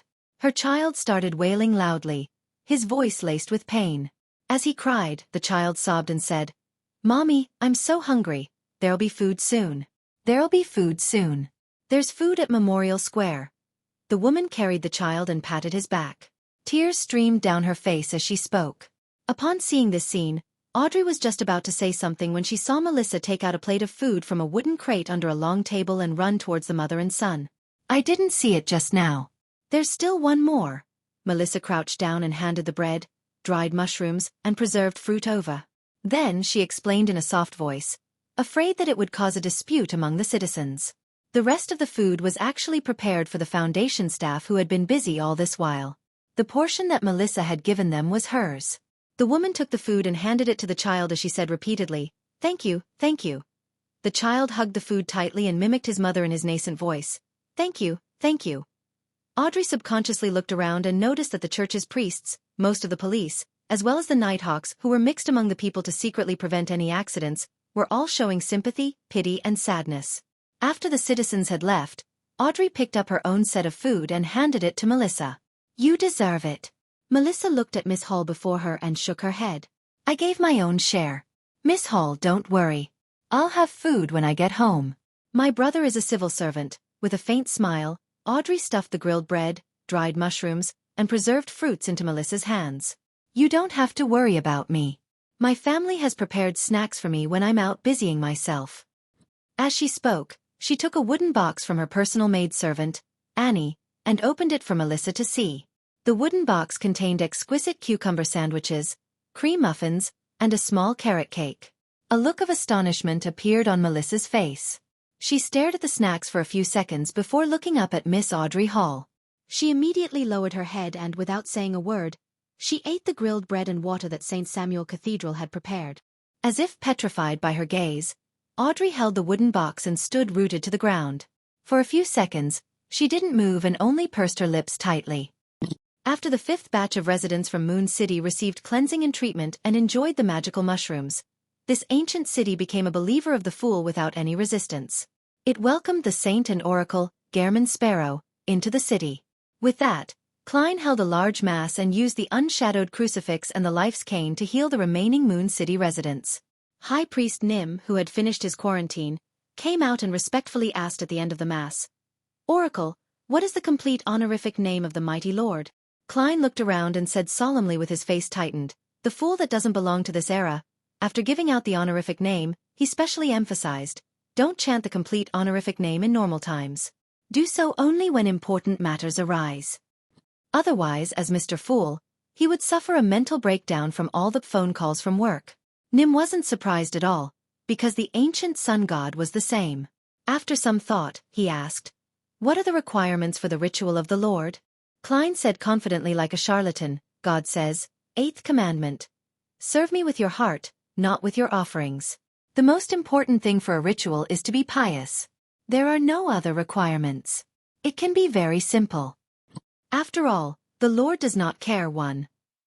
After saying that, Klein silently added in his heart. After explaining this, he raised his right hand and pointed at the pile of mushrooms in front of him. "The Lord has bestowed these mushrooms to you because he wants you to enjoy a bumper harvest. These mushrooms are nourished by the flesh and blood of monsters. They can rapidly grow and accumulate all the toxins, corruption, and madness into those pure black mushrooms. This can be used as a medium for curses or to smear the heads of arrows." The Moon City residents listened in excitement as they clasped their hands and bowed their heads, shouting, "Praise be to the Fool." At that moment, it was as if Klein could hear countless illusory voices coming from the air. They were mixed with the real praises, circling him and anchoring him. One quote from the Dark Forest of the Three Body Problem trilogy.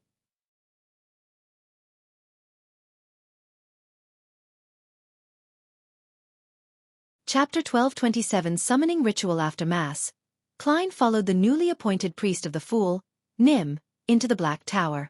With no reservations, Nim gave a detailed description of how many demigods and Grade 1 sealed artifacts there were in Moon City. 3 demigods. 5 Grade 1 sealed artifacts. Moon City isn't weak at all. As expected of a power that can directly receive a revelation and guard the border. Furthermore, they had people relatively well distributed across the 22 Beyonder pathways in the beginning. They could work together effectively so that some rituals didn't need any requests for external help or become restricted by the environment. Yes, compared to the City of Silver in how their surroundings is worse and how they do not have Grade 0 sealed artifacts to support them, it's already extraordinary for them to survive to this day. If it wasn't because they couldn't find suitable food, they should be able to survive in the darkness for centuries. Klein felt wistful after hearing the introduction. At this moment, Nim said respectfully, "Oracle, we are willing to sacrifice all the sealed artifacts and Beyonder characteristics to the Lord. I wonder which one of them will be more pleasing to him?" This high priest had previously mentioned that apart from him, a night watcher, Moon City also had an iron-blooded knight and an imperative mage. They were respectively the lightning priest and night priest. As for the 5 Grade 1 sealed artifacts, one of them belonged to the monster pathway. It seemed to be a portion of Misfortune Mage characteristic mixed with a little of a Chaos Walker's characteristic. One of them came from Puppet from the Mutant Pathway, and the other was bestowed by Red Angel Medici. It allowed everyone to gather all their powers together. One of them was suspected to be the amalgamation of a Bizarro Sorcerer's characteristic, and there was one of an unknown pathway. It had extremely strong discernment abilities, but it was rather dangerous due to an unknown corruption. Hearing that, Klein's eyelids twitched as he smiled. "Serve the Lord with your heart, not with your offerings. The Lord accommodates the entire world and doesn't care about these things." Having said that, he paused and said, "Of course, if you don't mind, you can bring me around for a tour to broaden my horizons." "No problem," Nim answered without hesitation. He originally imagined that Gehrman Sparrow would take away a Grade 1 sealed artifact while taking the tour, but to his surprise, the Oracle only wanted to get a better understanding of the specific situation and had no intention of reaping any benefits. He picked up every sealed artifact to take a look but put them back in the end. After the tour ended, Klein said to the 3 demigod priests, "The opportunity to leave this cursed land isn't here yet. You need to hold on for a while longer. And I will continue my journey to find other survivors and spread the light of the Lord." "Yes, Oracle," Nim and the other priests replied without any hesitation. With those mushrooms, they would be spared from annihilation for at least another 3 generations. After settling the matters in Moon City, Klein walked out into the darkness in his trench coat and top hat. What he was going to do next was very clear. Find dark demonic Wolfcoater and hunt for this god of wishes. My wish is to obtain the Miracle Invoker's Beyonder characteristic and that curtain. I wonder if he will be able to help me achieve it. As Klein walked, he made a mockery in his heart. With him out of sight of Moon City's residents, he pulled another him out of the fog of history. His main body entered the historical void, causing his consciousness to shift to the projection. This projection also summoned the historical projection of the Staff of the Stars. With its Beyonder powers, he descended directly into the place in his mind, the completely destroyed northern ancient city Noise. After successfully reaching his destination, the projection quickly disappeared, and Klein's body returned to the wilderness outside Moon City. Following that, he summoned the Staff of the Stars' projection and repeated the process, allowing him to instantly reach the Noise ruins. The main purpose of the historical void's projection was to scout ahead and ensure that the scenes that surfaced in his mind were identical to the real world, without having any discrepancies. This prevented the Staff of the Stars from creating its random effects. This was the cautiousness of a scholar of yore. In the middle of the quiet and dark training grounds of the City of Silver, Colin Iliad, who was carrying 2 swords on his back, stood by the side. He watched as Derek Berg set up the ritual and prayed to Mr. Fool, asking him to send a Holy Spirit down upon him to provide him with help. This was different from a normal summoning ritual. The corresponding incantation was more complicated. The Great Fool, you are the ruler above the gray fog. You are the king of yellow and black who wields good luck. I pray for your loving grace. I pray for your notice. I pray for the power of concealment and change. I summon in the name of the Great Fool, the Holy Spirit that sees through everything, the loving grace of the king of yellow and black, the traveler from the dream and mind. As the Jotun words echoed at the altar, the flames at the tip of the candles suddenly expanded, forming an illusory door covered in mysterious patterns. The door slowly opened and a woman wearing a pure white dress and silver mask walked out. She stepped out of the void and walked across the ground. Her hair was red and her eyes were golden. They were limpid and deep, as if they could see through everyone's hearts. This was Justice Audrey. She had used lie to change her height, and a mask to conceal her main features. She came to the forsaken land of the gods, the City of Silver in the form of a spirit body. In fact, the summoning ritual wasn't complicated at all. Klein had pulled Audrey's spirit above the gray fog ahead of time. He waited for the door of summoning to be established before helping her open it, allowing her to pass through and settle the entire matter. That also meant that the description of Holy Spirit that sees through everything could equally have changed to Sleeping Princess, the holder of the golden apple, the previous owner of the crystal slippers, and Justice Audrey would still be able to descend. This was dependent on who Klein allowed to pass through the door of summoning. After all, the key point of the ritual was to use the Fool's name for the summoning, and using the power of Sapphira Castle to communicate with the forsaken land of the gods. The silver-masked Audrey secretly surveyed her surroundings. She sized up the lightning-lit sky, the darkness that spelled lurking danger, and the City of Silver's chief, Colin Iliad. She then looked away and nodded at Little Sunday. We can begin. As she spoke, she couldn't help but sigh at his height. Although this could be seen during the tarot gathering, it was still something that left her in a daze when she met him in real life. She remembered very clearly that the son was a few years younger than her. According to Lone's standards, he was definitely still underage. To her surprise, he was more than 2 meters tall. This made Audrey, who had used lie to deliberately increase her height, still have to look up. Without any hesitation, Derek relaxed his mind and cast his gaze at the golden potion placed on the altar. Gradually, he felt a little dazed as scenes involuntarily flashed across his mind. Scenes of his parents who remained alive inside the coffin, the silver sword that stabbed down hard, the blood that splattered and blinded his eyes momentarily. It was the heartwarming scenes of his family in the past. It was the City of Silver that was on the verge of collapse in the darkness. They were teammates who supported each other and watched each other's backs. It was the elders standing in front of everyone, blocking the storm. It was the repeated curses, the hope he saw in the lightning amidst the darkness. It was a dream that had existed for more than 2,000 years. It was something that generations of people yearned for daily. The emotions that Derek was most unwilling to give up were very complicated. It contained his anger towards reality, the fondness of the past, the pain of his circumstances, the repression of history, and the desire to save the City of Silver. Audrey slowly separated these emotions as though she had experienced the despair and sadness of the City of Silver, experiencing their unity and sacrifices. Her golden eyes sometimes turned gloomy and heavy, while there were glints at other times, as if she had grabbed something and taken it in. Yet she still remained lost. After a while, she saw the 12 white-winged angel of light. This was another response from Mr. Fool to the sun. Audrey seized the opportunity and attached all the intense feelings onto the angel phantom, preventing them from disappearing or undergoing a resurgence for a short period of time. By doing so, they didn't stay completely separate from Derek's body. It's done. She didn't open her mouth, but instead, allowed her voice to echo in his heart. At this moment, Derek's eyes became abnormally cold, as if he no longer knew what joy, sadness, pain, and depression were.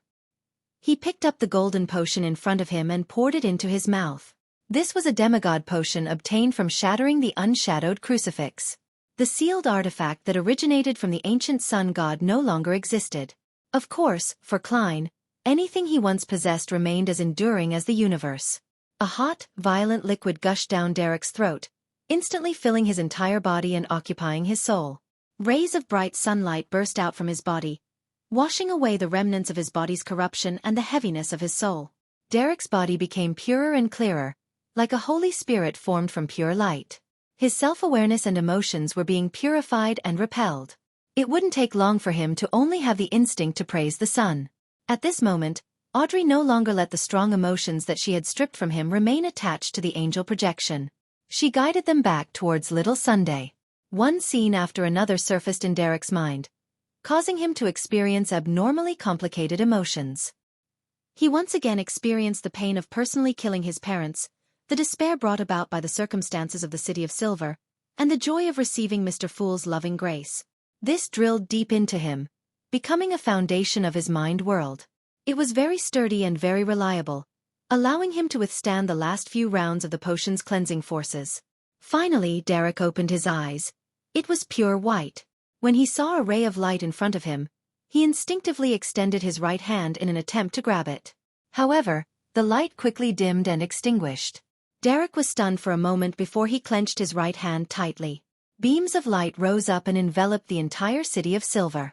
The legendary noon descended for a brief moment. All the residents of the City of Silver were stunned by what they saw.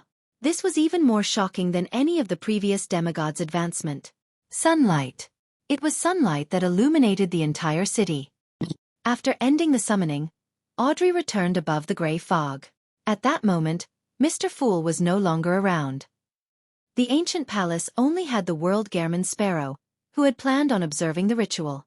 "You don't seem to be in a good state," asked Klein. Audrey sat down and smiled. "I'm just a little edgy, hesitant, and confused. That's very normal. Before truly making up one's mind, everyone would behave like this. There are countless people who retreat and regret their decision," Klein calmly said. Audrey didn't directly answer the topic at hand and instead said with a faint smile, "Ever since I became a spectator, I've always displayed what would be the most acceptable side to them in front of others, taking care of their most delicate emotions. This isn't a bad thing, but this way, I won't be able to know what I really look like in the eyes of others. I won't be able to unveil the gorgeous clothes and see the rotting flesh beneath me. I won't be able to figure out the problem. Recently, I've been trying to show my true state in some details. I want to see how the people around me will react under such a situation. I want to see if they still think that I'm the kind, amiable, and virtuous young lady." At this point, she suddenly fell silent. A few seconds later she sighed and said, "The gap."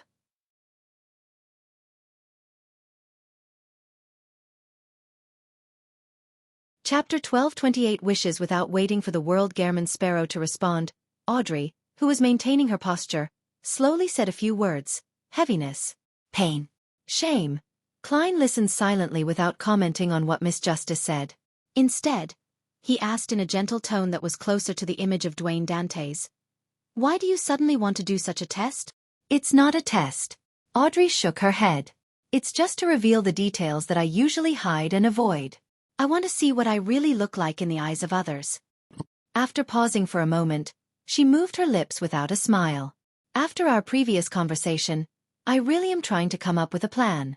I plan to secretly do some manipulating, so that the nobles, businessmen, royal family, and the church can release enough food from their stockpiles. Theoretically, this is a simple matter, but when actually trying to put it into action, I realize that I can't be as determined and decisive as I thought. Some of them are my uncles and aunts, some of them are my cousins. Some of them are friends I've known since I was young, while others are elders who have been very protective of me. Some of them I often meet with during various charity events and are rather friendly. They formed my childhood and gave me too much. It was a part of my growth, a part of the beautiful memories of my past. Besides, the food they accumulated wasn't stolen. Their explanation is actually reasonable. I really can't do it, to make them my target in an attempt to rob them of a portion of their wealth. At least, it's like this now.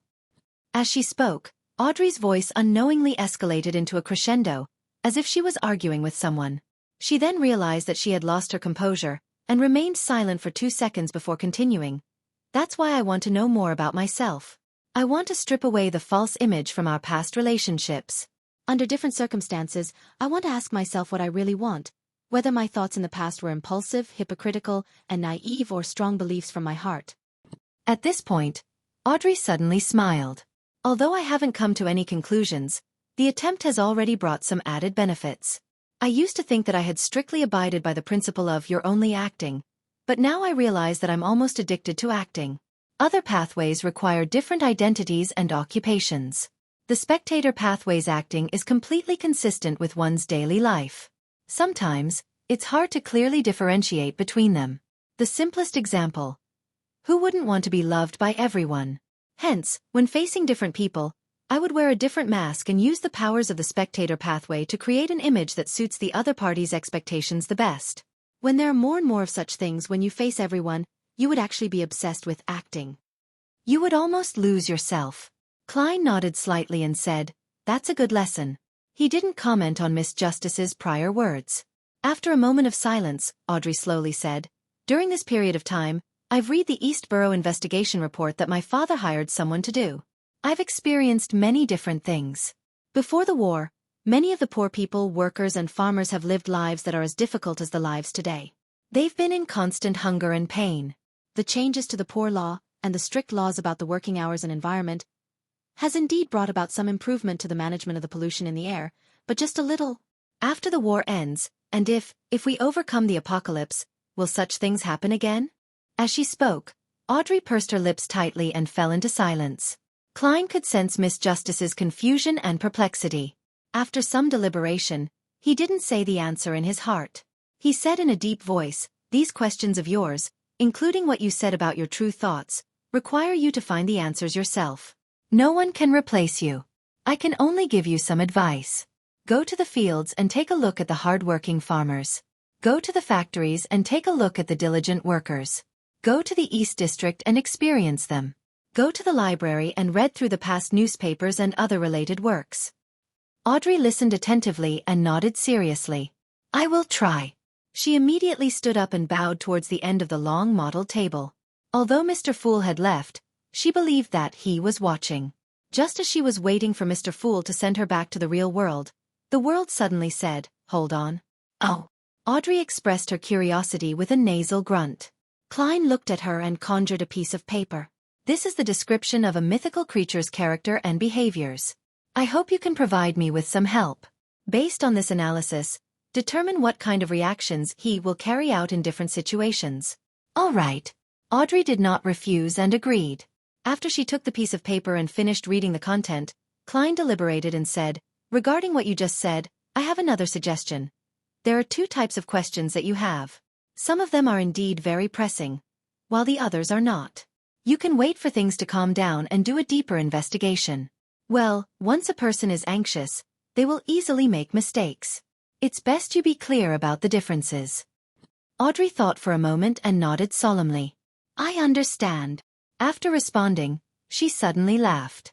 "I thought you called me at the last moment to give me your blessings, hoping that I will still love this world after seeing the world as it is."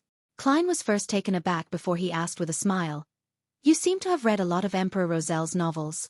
"He's an outstanding novelist and also a very complicated and contradictory person," Audrey said with a faint smile.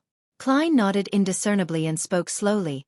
"If I wanted to give you my blessings, I wouldn't have said that. I would have said, I hope that you will still love your family and friends after seeing them as they are." Audrey was taken aback as her lips quivered, as though she was repeating the words. After a few seconds, she closed her eyes and said with a slightly hoarse voice, "Thank you." Sonia C. In the waters of the Rorstad archipelago, the Blue Avenger led a pirate fleet through the battlefield that was ravaged by war. Suddenly, a huge fireball flew over from nowhere.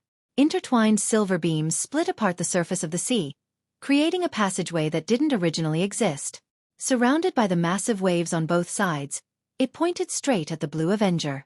Alger Wilson, who was standing at the bow, raised his right hand without a change in expression when he saw this scene. A violent hurricane suddenly appeared, sweeping up the azure-blue seawater and curling up the silver rays, like a long snake that shot into the sky, colliding with a huge fireball. Boom! The water splashed down like rain. Alger immediately locked onto a battleship, opened his mouth, and let out an angry roar. With a boom, the boat was suddenly lifted into the air by a ferocious wave. Taking advantage of this opportunity, the Blue Avenger's cannons automatically fired as a series of salvos echoed continuously.